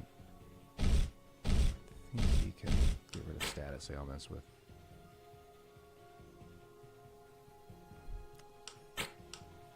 Huh? Yeah, discipline. He can do it. Oh, we don't do it on himself. Alright. Fuck it. You're just gonna be itchy poison for a little while, dude.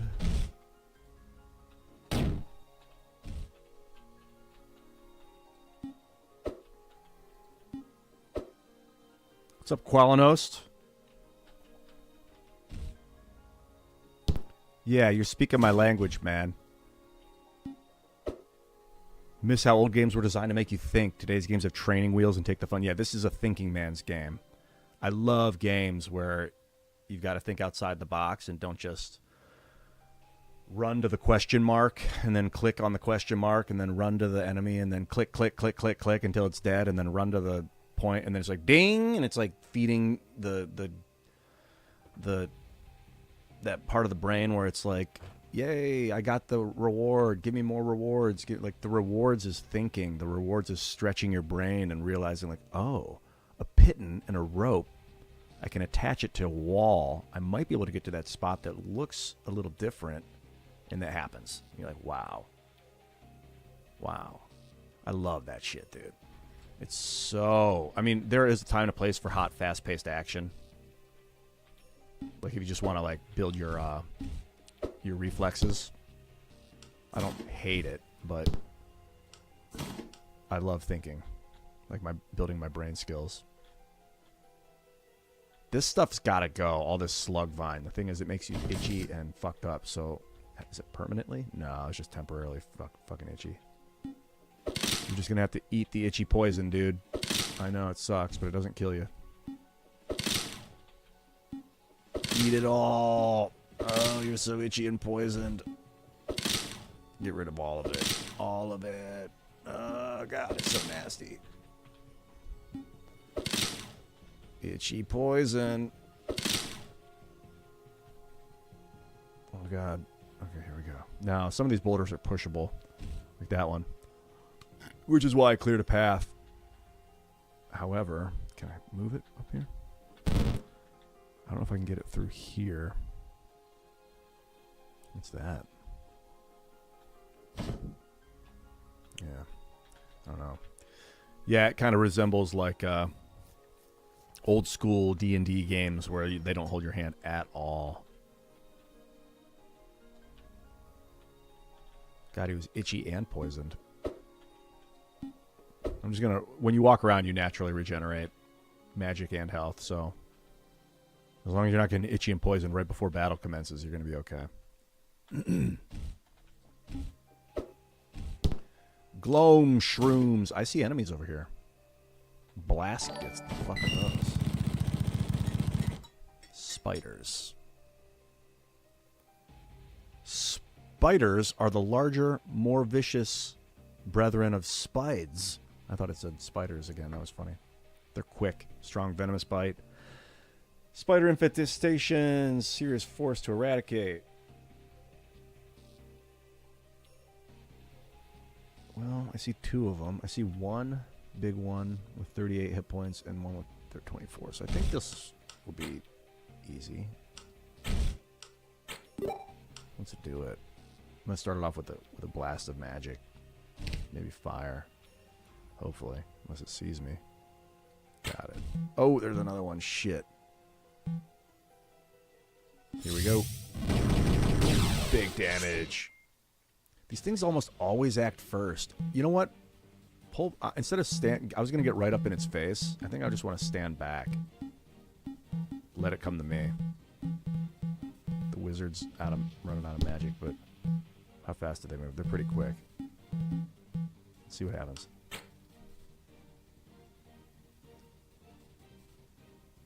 Kiting them. Yeah, I like this.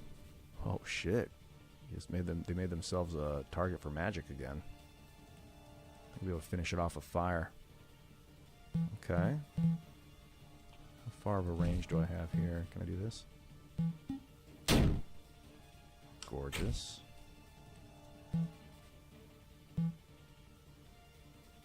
I'm going in. Defend. You So push it. Strength up. Strength up Ian. It's a good ability. He is not in range to make fire, though. Unfortunately, I wish I could. Oh, he could do that. This is the ice magic. I think that's going to get the job done on the one guy.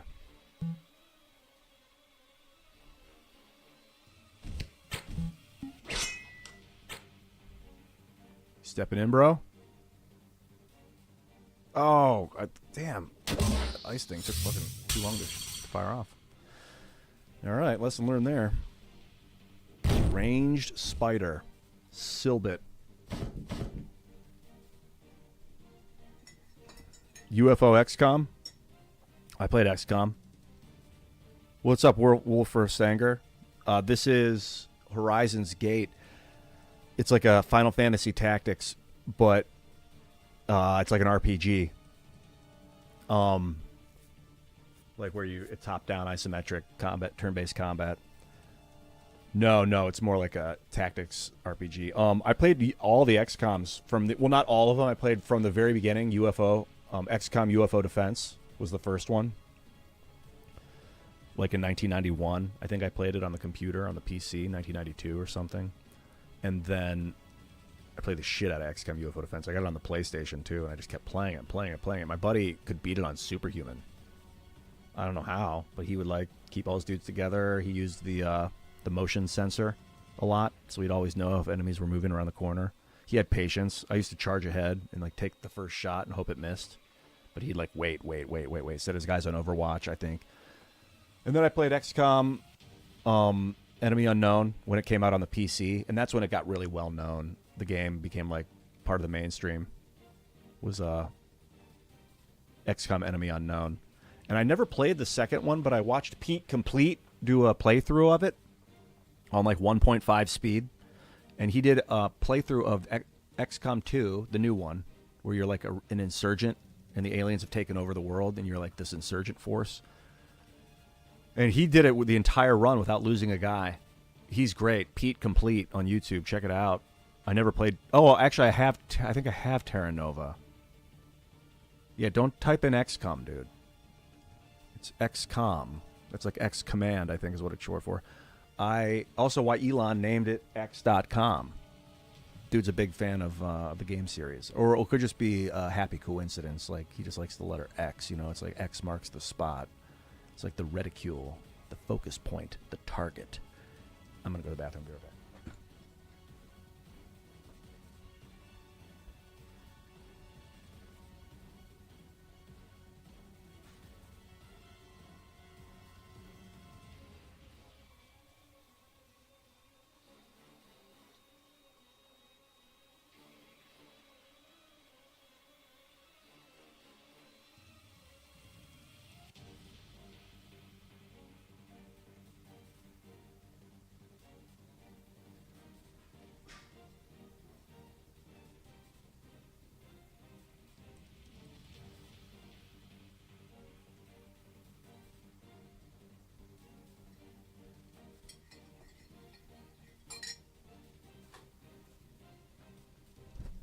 Yo!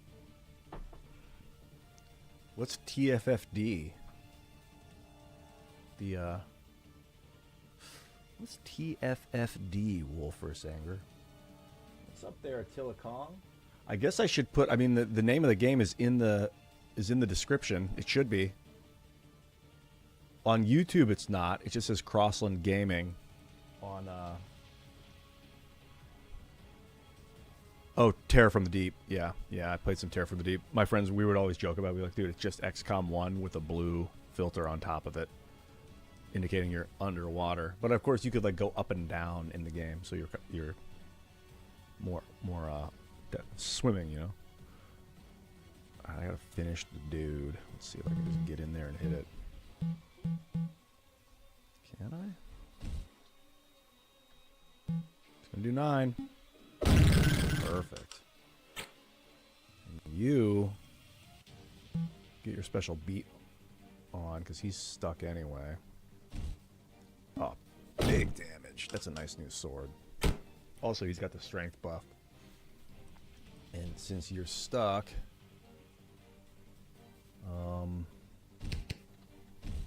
just weaken it. I like that doesn't hit allies. How long? He's got 24 until he moves again, so you could hit him with magic. Oh, this is an instant cast spell anyway. Oh, dude's in the way. Crap. Well, just move here. You done. I gotta remember that these guys have passive abilities.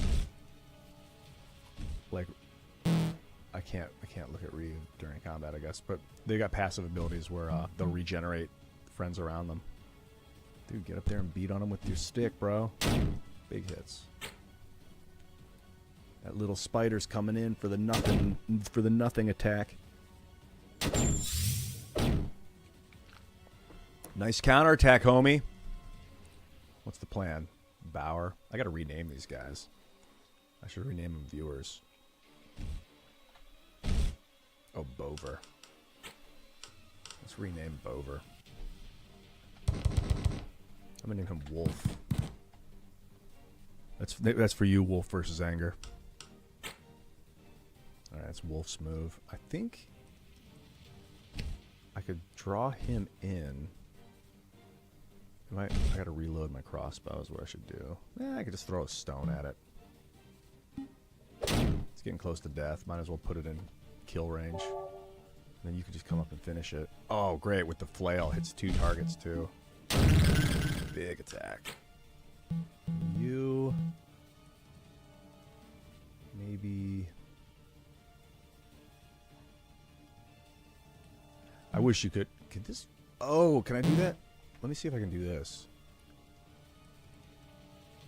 But that ends my turn, looks like. Okay. That ends my move. Does it? Yeah, okay. So I can move, you can move bodies, and then you can get in a position. That's cool.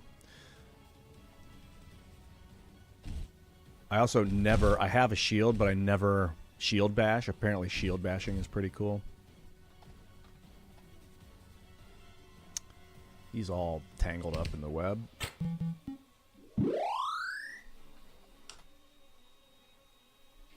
How about you, dude?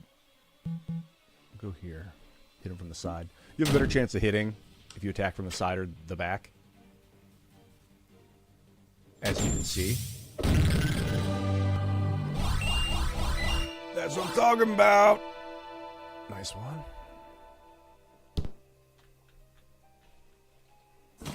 Nothing. What do you got? Nothing. What about your corpse here, bro? Nothing. Alright, the corpses have nothing on them. Can I light one on fire? I wonder what happens if I do that. Nothing. That looks like there might be something in there. I'll dig it up. Yeah, there was. What was it? 11 gold. I'll take it. Every gold matters. An iron bow. Got more gold? No, bones. Bones came out of that. Oh shit, I stepped on the spikes. What's that? It looks like oil. Shit, I could have burned it. I didn't think of that. So what would happen if I did that anyway?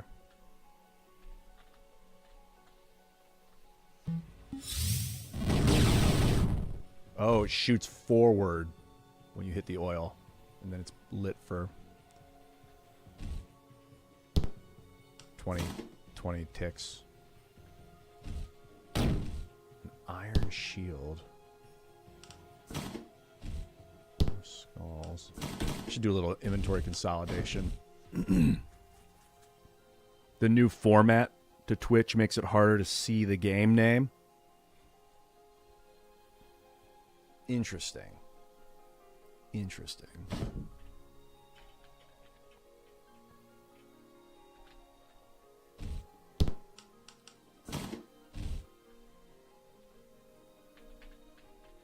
Gotta smack the iron.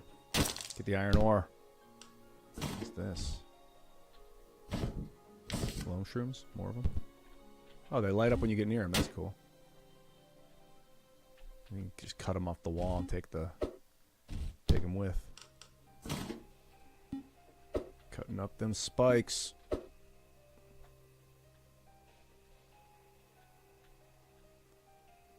Alright, we'll get to there later. I'm going to check around the bottom.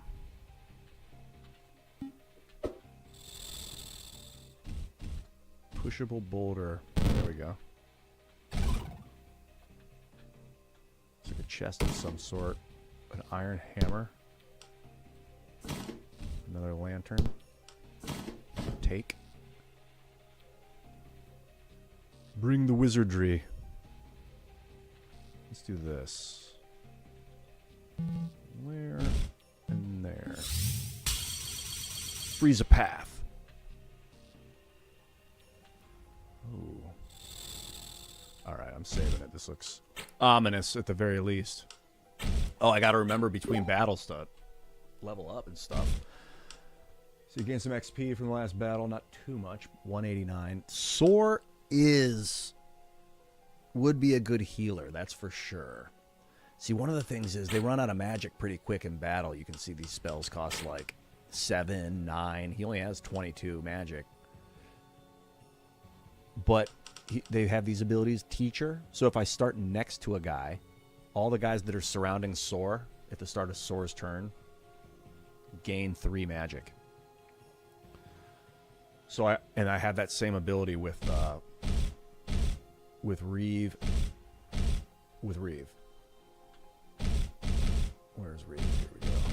So if Reeve and Soar are next to each other and they start their turns, they each regain mana. And they also have this. At the start of your turn, next door neighbors gain 3 health. So I like having whoever has the Teacher to also have green touch. That way I really want to start this guy next to allies. Like in the middle of the allies. So that gives them a big health and magic boost every round. But the scribe, is it with the scribe? Scholar? Has this cool ability, Prayer, where just 7 mana for yourself and everyone around you. It really kind of makes you want to have a scribe, or at least somebody with the secondary class of scribe that can constantly be regenerating mana for the team. Yeah, about passive abilities and positioning. That's a huge part of this game. Which is why I was reading the forums, and they were like, Rope is one of the best abilities in the game. You start with it, basically. You can pull a dude 3 squares, and you can upgrade it and pull a dude 4 squares. I still have the Sailor passive with my with that guy, and with that guy. With both those guys. And that guy. 3 of my guys have the Rope ability still. It's really good. And the push ability, too.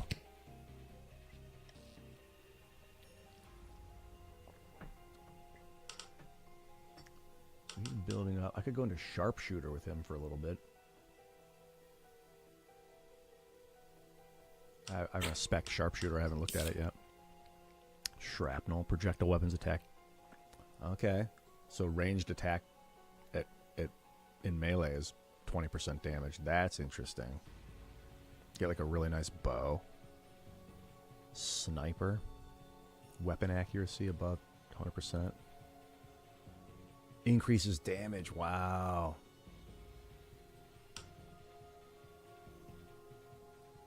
Man, archers are no joke in these games. Ranged attacks. Especially a fast archer. Like getting positioning and hitting constantly.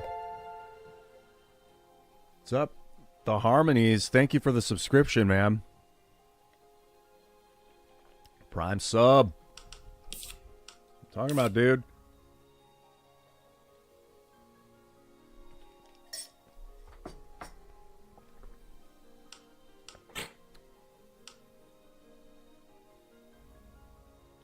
I am keeping all my rogue abilities, rather the scout abilities, just for the upgrades, so I guess I could take sidestep. That helps me get in a position. Move 2 tiles and gain 30 dodge for 70 turns. I'm going to take that. And then go into Sharpshooter for a little while, but I'll take the scout. subclass because I have a lot of good scout abilities. Healing, especially. First aid's a good one. I'll be able to let go of scout once I get like a dedicated healer, a sage with the heal skill. Probably be sore at some point. I don't know, man. There's so many classes to unlock. For all I know, one of these deep badass Inquisitor or something has a heal skill, so I don't need to rely on a sage for very long. But in the meantime, looks like Muse is leveled up. Let's go into Hammer since that's what you're using.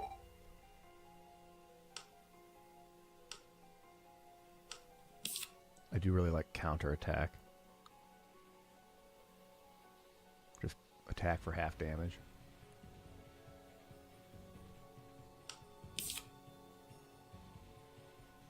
I want to save up. I'm going to save up and get counterattack, and then not mess with these. They're decent. Warrior abilities are decent, but there's so many other better subclasses to have than warrior. Let's see. He took a little bit of Berserker. Not really any passives here that looked good. Well, Echo. These are all axe abilities. If your offhand weapons is an axe, make an extra attack. He's got the Weapon Master skill, so I could use axes a little bit. Vicious. I'm more doing this to unlock the Breaker.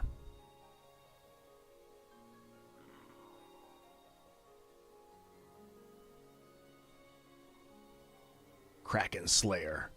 What's this? Tactician. I gotta unlock it. So what'll happen is you get the experience to make you able to take them. Oh, skins from the enemies?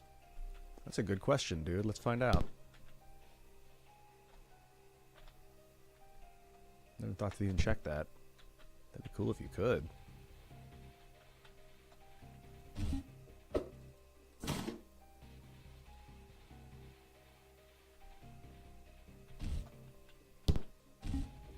What? Oops. I don't know if there's an item.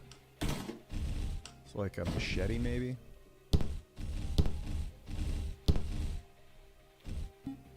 No, I don't think you can.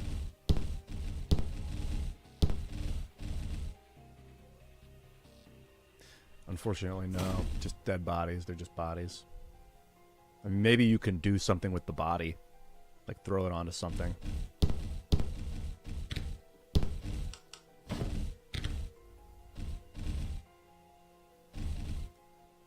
The iron bow.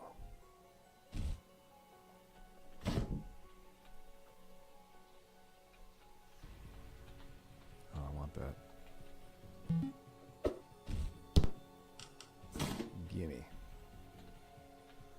I'm glad the ice stays frozen. Oh, shit. Should have leveled up. What am I up against? That's what happens when you rush in these games. I'm going back.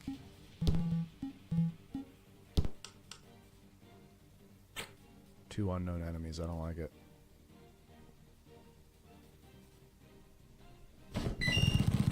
Mantle. Interesting massive cloth-like webbing, lacking a mouth. Subsist on essence, which they drain from prey by wrapping it in their cloakish bodies. Sealed magic users. Not really intelligent. I gotta be in this room. I don't want to fight in a corridor. Damn it. How about I get up here and go? This could be very bad, actually. I don't think I can change in battle. I blew that one. I should have. That's a big, big mistake on my part.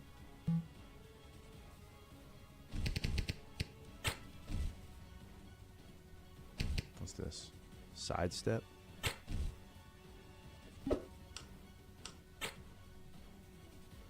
I know what I'll do.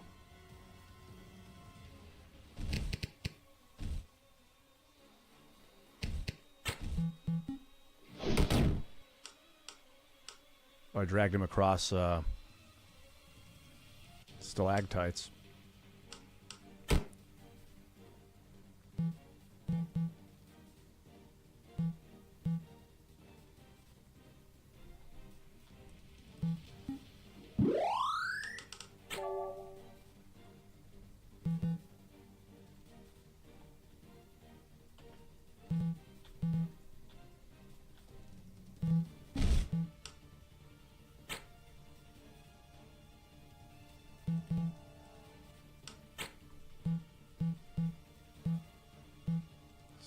Oh, I can't hit him from an angle. Crap.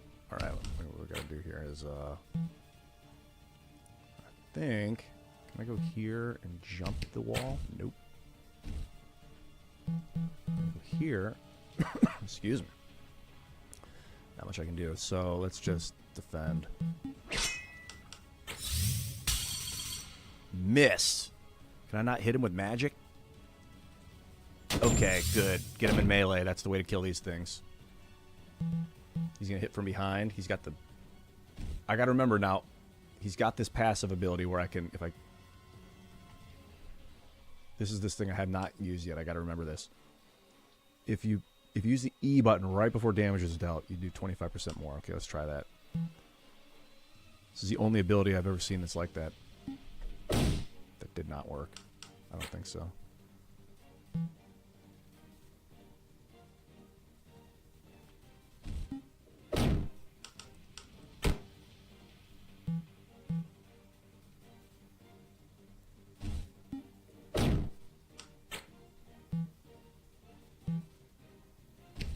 I can just not hit these guys with magic. Maybe lightning will work. I miss the days of having that. I had a whip that could attack diagonally, but only Soar has the whip. So I wonder now that he's a warrior. Maybe I should make him a flail warrior, the ones with the flails, and then make him like a diagonal attacking warrior. So we'll have like a rogue, like a two-handed, like a rogue archer with Wolf, a two-handed weapon fighter with Muse, a tank with Ian, and then a black mage and a white mage of some sort, like two wizards. That's probably my end goal. Can I pull him in? Yes, I can. Get me. Come closer. Got it. Lightning they are affected by, at least. What's he doing? Stunning? Come here, bitch. That's the damage. I hit E. Oh, rough. Well, he's not going to hit super hard, but maybe I'm better off boosting the attack of, like, my rogue with him. And getting him into position. 2, 3. For 5 damage. I hit for 1. 1 damage.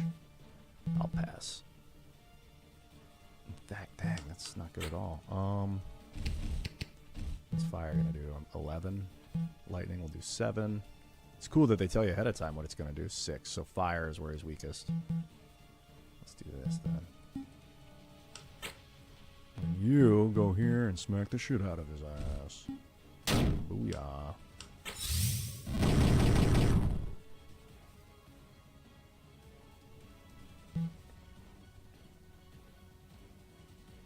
Swagger. That's a pirate ability too. Oh, keep it up. Oh, that's the E with the strength buff. 17 damage. Damn.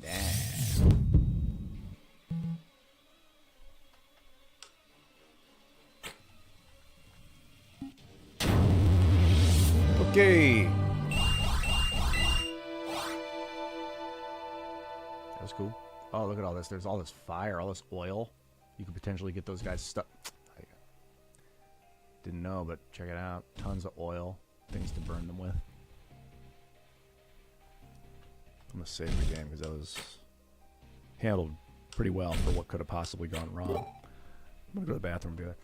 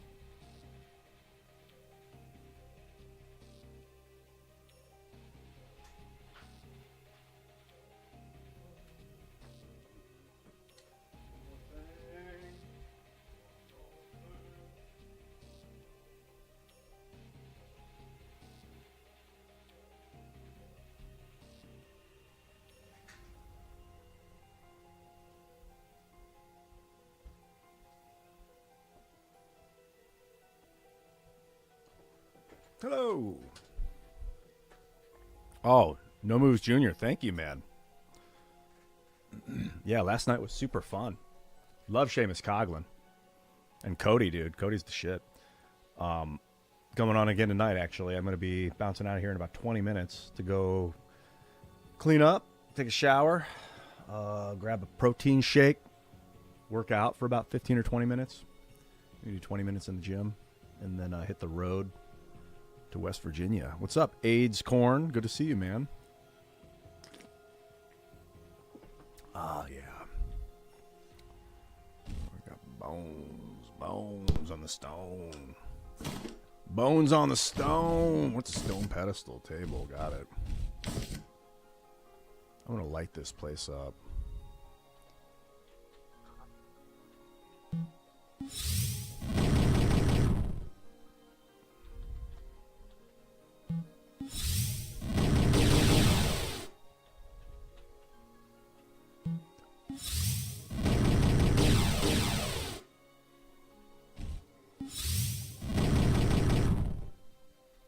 Can I blow up these with it? Dude, as if the fire explosion doesn't... I guess it wouldn't. Yeah, what I'm thinking of is getting this flail, giving the flail to the warrior. Because the flail can hit diagonally. And I find that I'm trying to surround the enemy. He's not in melee very much. So I think giving the flail to the warrior is a smarter move. Or to Reeve as a sorcerer. Give Reeve the hammer and him the axe. Sword can carry the carving axe, which does hit hard, but so does his hammer. The mace. And then he's got the sword. He's also got a sword. The spear's pretty cool. It can attack through a guy and hit 2 guys in a row. Ian Gabriel. Awesome, man. Thank you. Yeah, tonight's going to be fun. Phil Labonte in the house.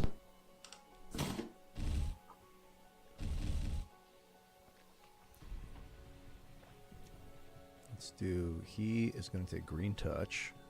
That's been the plan all along. He also leveled up. That's cool. Straight up magic points. Let's take them.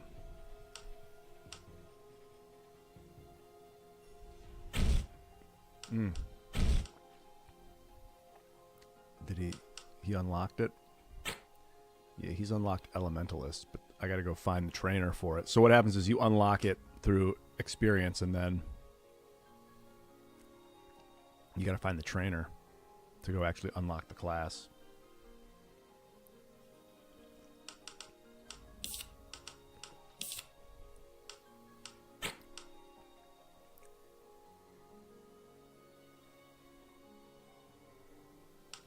I kind of want to take this prayer.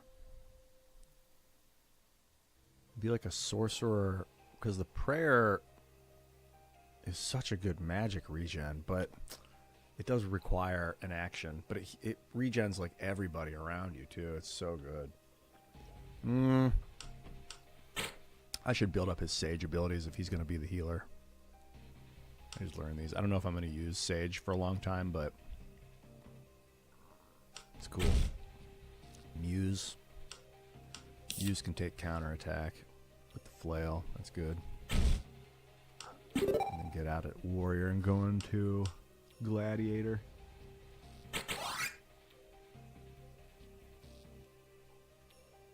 What? Oh, yeah. You gotta equip it. Gladiator. Gladiator sailor.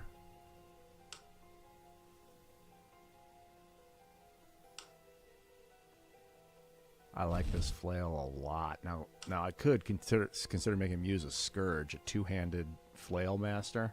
Those things are nasty. What did he unlock?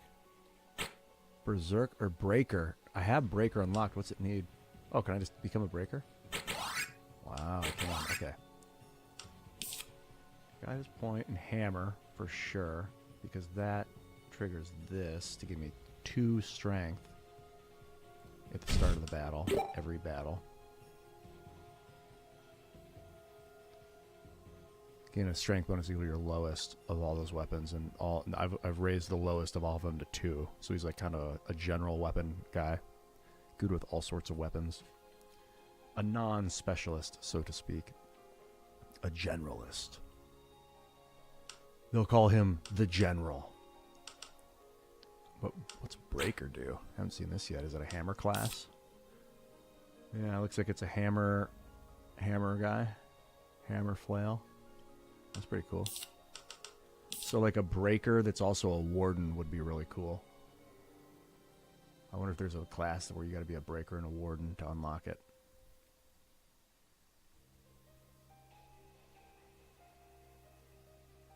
I'd be down. A lot of these are like, you only need 500, but like for these super high advanced coins, there should be like 1,000 points in Elementalist, 1,000 points in Unmaker. Like they should be.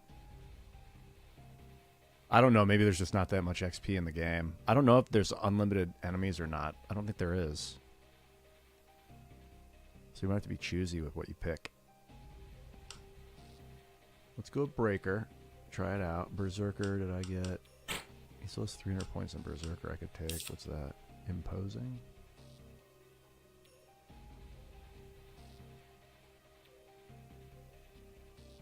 This is a come at me, bro ability.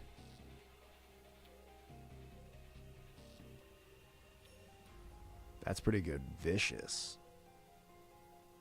But I kind of like his passives right now. So I don't need...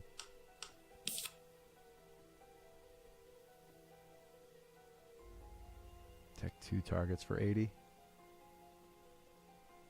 Cure negative statuses and gain 6 strength minus dodge and magic defense for 99. Minus armor and magic armor. More strength. That's beast mode. Berserker's crazy. Demoralize enemies. It doesn't reset instantly, Attila, but it starts to regenerate after battle. As you walk around, it'll go up. Like every 3 steps, it'll go up a point. Or every step or 2 steps, it'll go up a point. So it regenerates pretty rapidly. But in the occasion that you like get into a battle, you finish it, and another one starts too fast, I think you're still fucked up.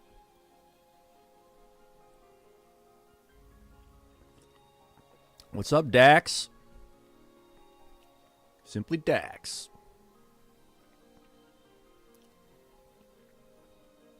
Yeah, IRL tonight's gonna be fun. It's a great guest. It's Avi Yemeni, the journalist. He's done some cool stuff. Oh, thanks, Harmonies. You watch the YouTube covers? They're so fun to play. I just busted out my guitar into 3 of them the other day. And then they're there forever. Relatively. How do we dig this up? Because that looks like something. Gold. And then this. Can I hammer it? Negative. But I can cut it. Cut it. Cut it. Soy. Un perdor. That's it. That's it. Cut it. Soy. Vam braces. These are good. These are good for a warrior. Vam braces. They do armor, physical armor, as opposed to like magic defense. It's good. Just depends on the enemy, I guess. This guy doesn't need the magic armor. I need to fix these skills a little bit. So he is definitely taking Volscoon arms. He should have had those from the beginning. He's the wizard. He's also a wizard. So he doesn't really need physical protection like he does. But can't put him to sleep, I like. He's got magic defense, which is cool. And he's got... can't be blinded, because he's a warrior, constantly attacking. I think I'm going to give the can't be blinded to the one with the flail. She hits harder. No. She can cleanse herself by standing still. So she'll be able to handle the blind a little better. The wizard has a shield. Gives him a bunch of dodge. Block basically is like parry. That's not very good. I should probably give him like a something to enhance his magic. Like a fire trigger. It'd be funny if he just had two triggers.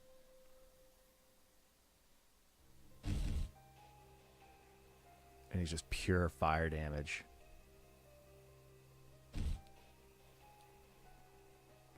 Thing is, the ice attack hits way more AoE, but I mean, I don't mind that he has a weapon. I can always equip a weapon mid-battle. Let's just do 2 triggers. I've never really done that before. You know, hold the axe.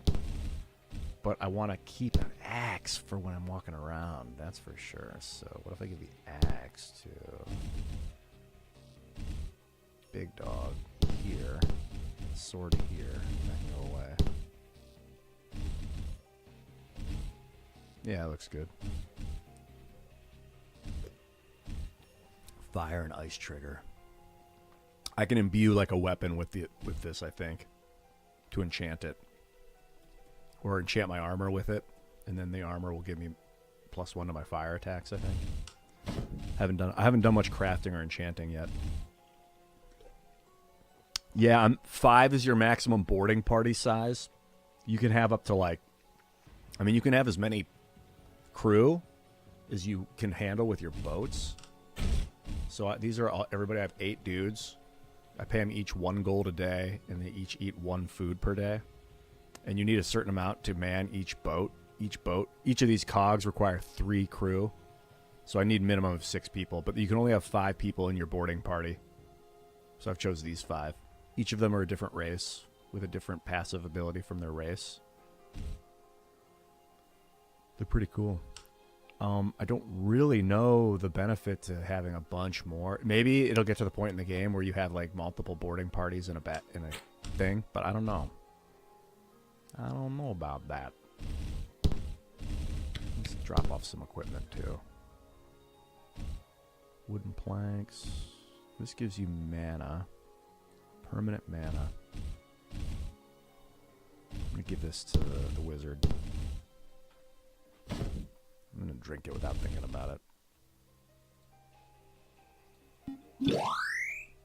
Get it out of my inventory, bro. Empty bottle.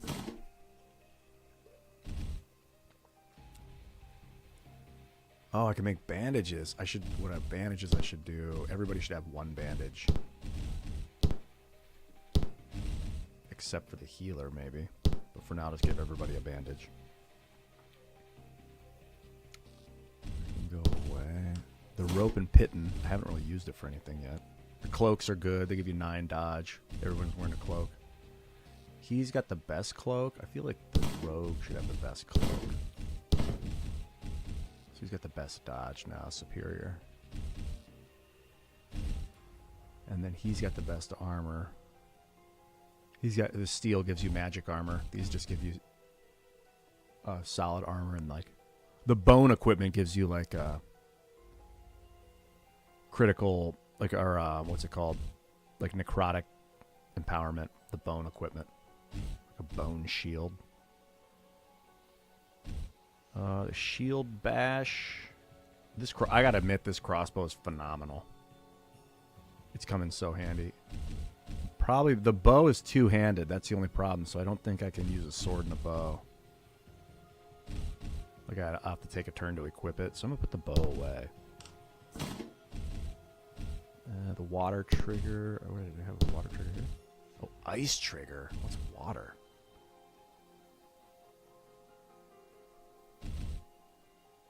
Ice attack? Wow, wet.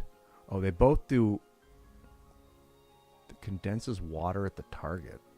Does that mean I can just use it? Oh, cool. I can use it. That's cool. This is an ice attack. I hope this is giving me some value by holding that in my hand. Ice attack, water attack. Condensates water, so you can make water on the ground and then you can shoot electricity through it. I know that. Van braces. Van braces is 1 armor. Honestly, that can go here. You can have the magic. Defense. He's a... Am I building his wizardry? Yeah, I'm building Reeves' wizardry, so soon I'll be giving him the flail. So he can attack from an angle, I think. Something like that. Freeing up some inventory space.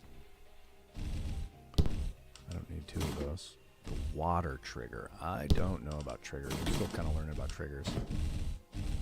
Water, wind, fire. See, they go on weapons. I'm gonna have to craft them onto a weapon. I mean, I don't really need...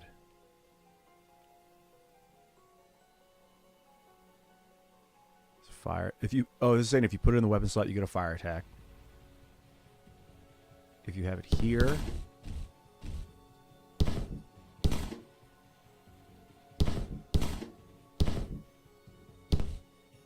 Yeah, so this is where I'm looking.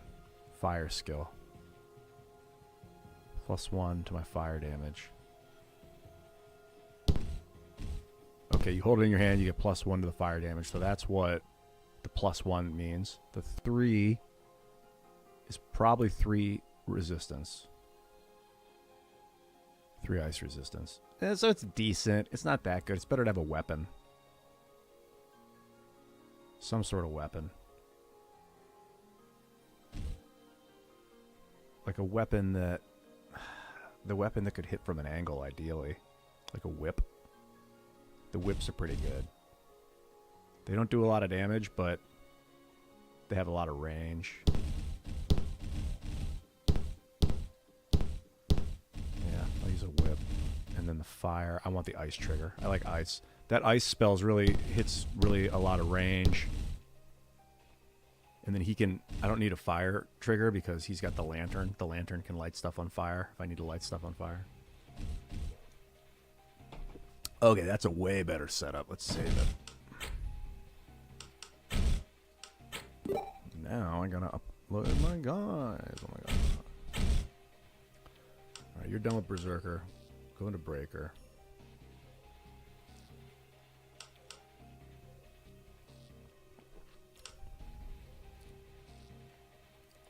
Actually, I think he's got to go into Rogue for a little bit to unlock the blade.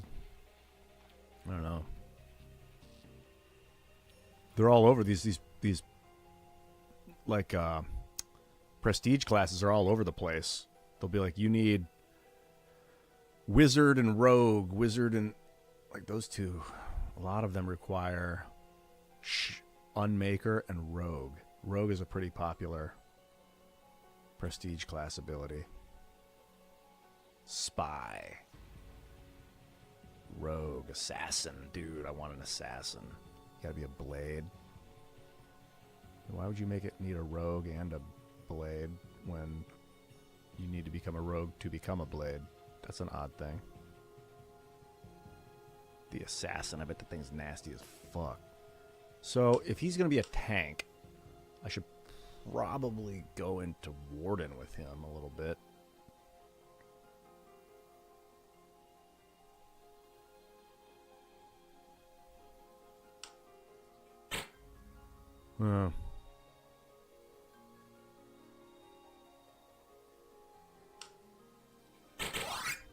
I'll try Breaker for a little bit.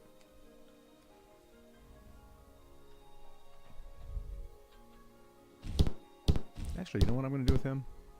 I'm going to make him a sailor, or a scholar rather. Weakens his attack, but just for a couple battles, I want to unlock some of this magic stuff so I can up a bunch of these prestige classes require some magic.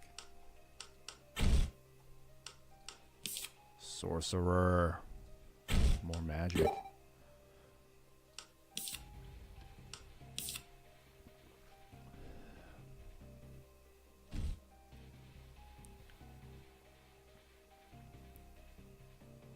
definitely taking Cyclone. A vortex of wind that pushes enemy away. Cool, so that's what? Nice spell. Jeez, that's going to hit a lot of guys.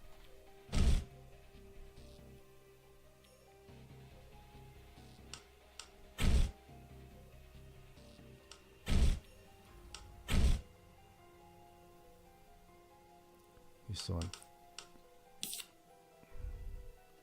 He's level up for a little bit. Alright, very pleased with that.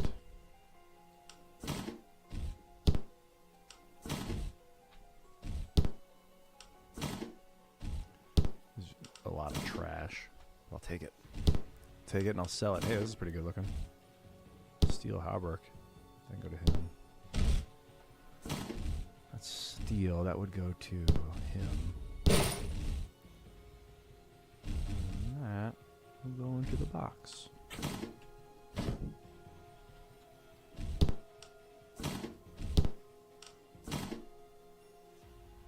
Oh, I just saw...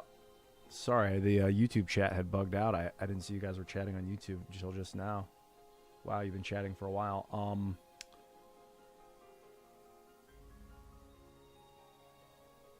Ever played... oh, no, it is working. Okay, good. Ever played... yeah, I have played Jagged Alliance, dude. I played Jagged Alliance 2, I think.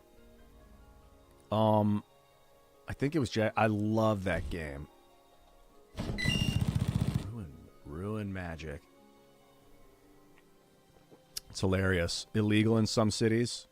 Keep it out of sight. Yeah, that'll be going in my bag. Not going to be putting that on my wrist.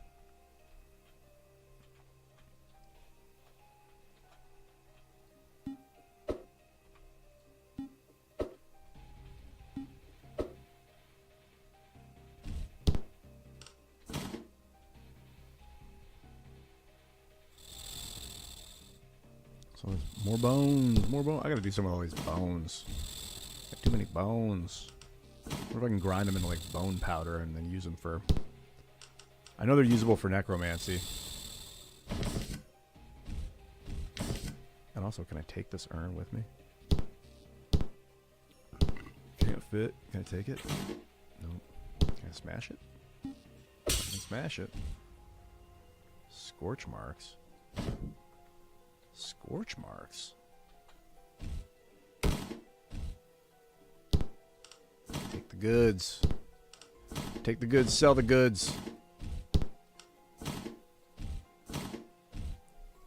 Another hammer. Another shovel. Those are useful. Haven't seen one of these yet. A rapier. Damage and dodge. Cool. What if there's a rapier class that utilizes the rapier? Like the swashbuckler or something like that.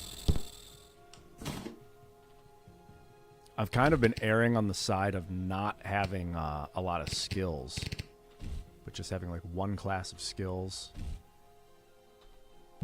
Yeah, go with that. And then a bunch of just focusing on getting a passive and then loading, like bouncing around from new class to new class to new class. This is the whip. It has really good angles. That'll be useful for the sorcerer when he's out of mana.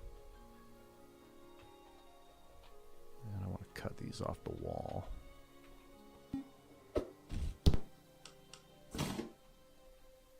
Kind of feel like I might be able to walk all the way to the west here to the left.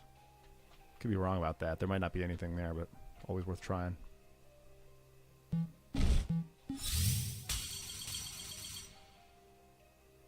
Nope.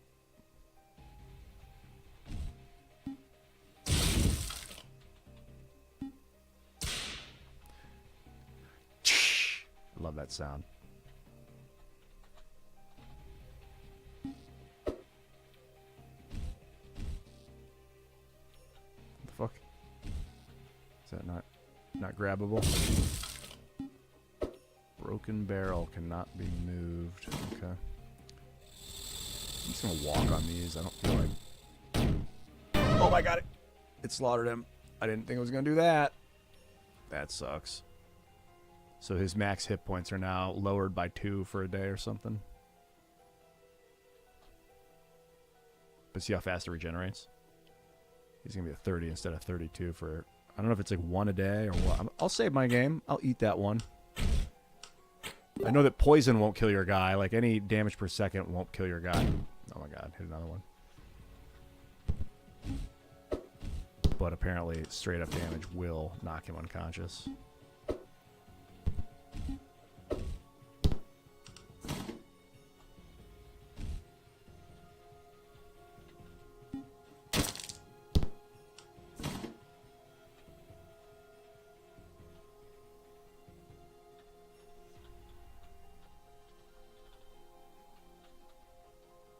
Get back. We're hitting it hard.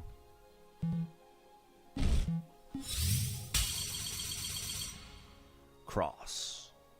What's this? The whip doesn't do any territory damage. Hammer? Can you hammer that wall? Nope. Can you hammer the pillar? Nope. Can you look at the pillar?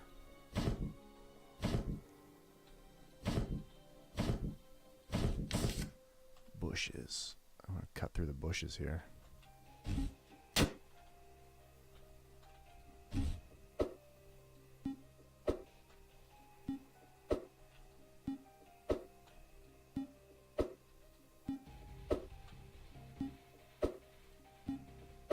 wonder if I could burn the bushes.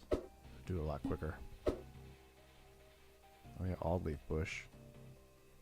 If you attack one of your party members on accident, they hit you back.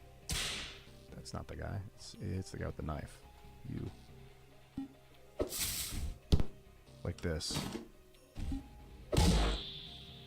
Oh, he didn't attack back. Oh, I guess only once in a while maybe they attack back. But they attack back all the time.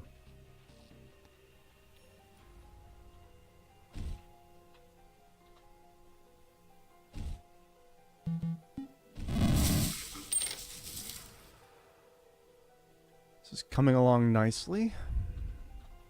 Fuck it.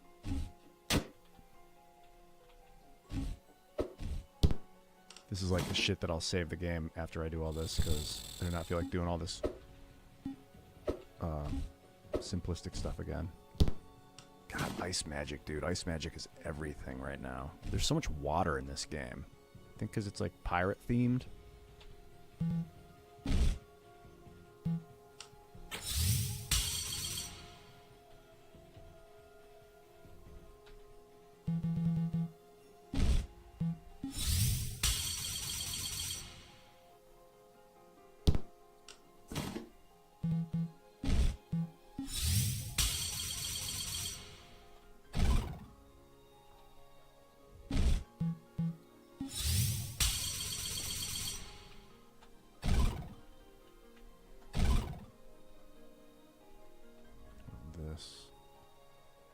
Yeah, get over there. Hammer Master. I'm gonna fall if I go down here. No, but this is where you would use a rope and a piton, I believe. Let's try it.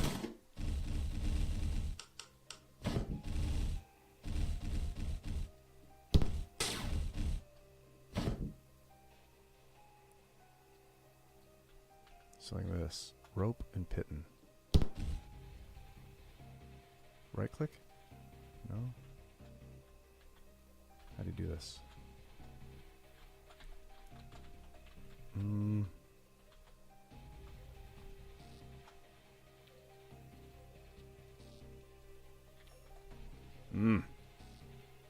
Maybe I need it in my inventory. Son of a bitch. There it is.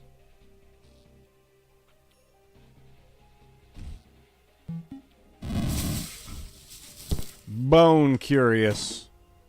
That's curious. Curious, not curious. And then back up the rope. And I think I can grab it again. And take it with. Back in the old inventory.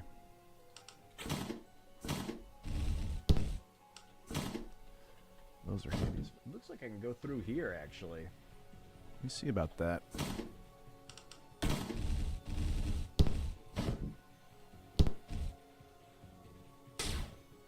So here's what I gotta do. That. Get it right, bro. Come on. Like this. Here. Oh my god. What just happened? Lol. Okay, there's a way. There's a way. Let's do this. Oh. Okay, that's what you do. Lay them on the ground together and then push it. Yep, I saw it. Just like that? That was easy. Kind of funny. So I guess I did not need the rope for that.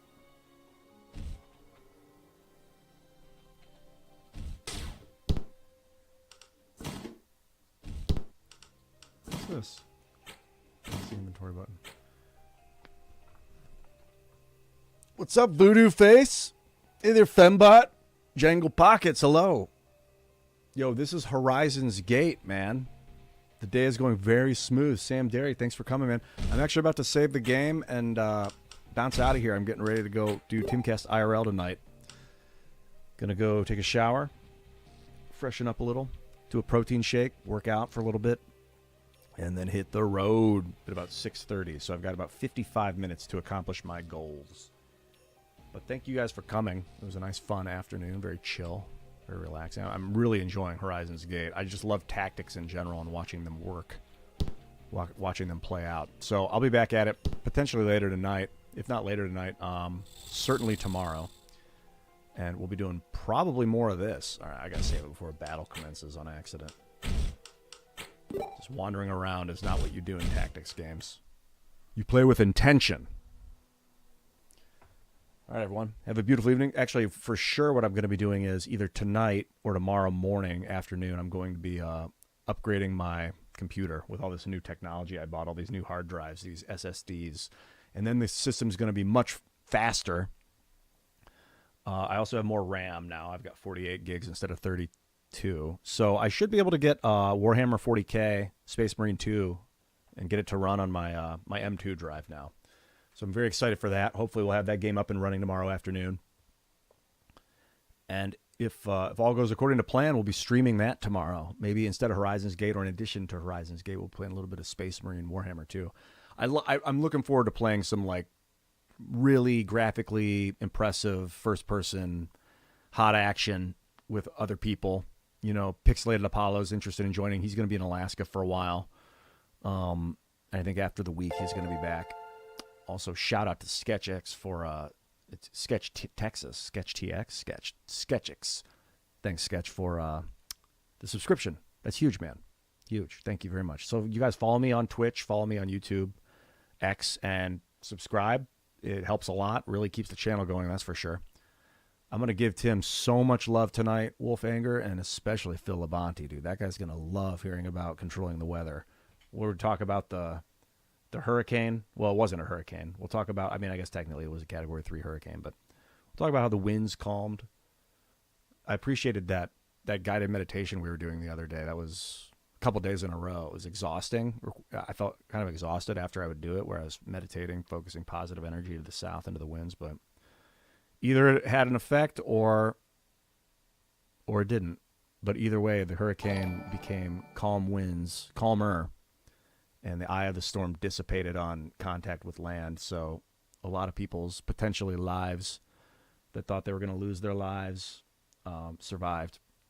I was actually in bed crying, not like crying out of like a baby or anything, but like I was talking to God. So it's kind of a personal thing. I don't know. And it could just be psychosis. I'm not sure exactly, but I got this feeling like I did help somehow.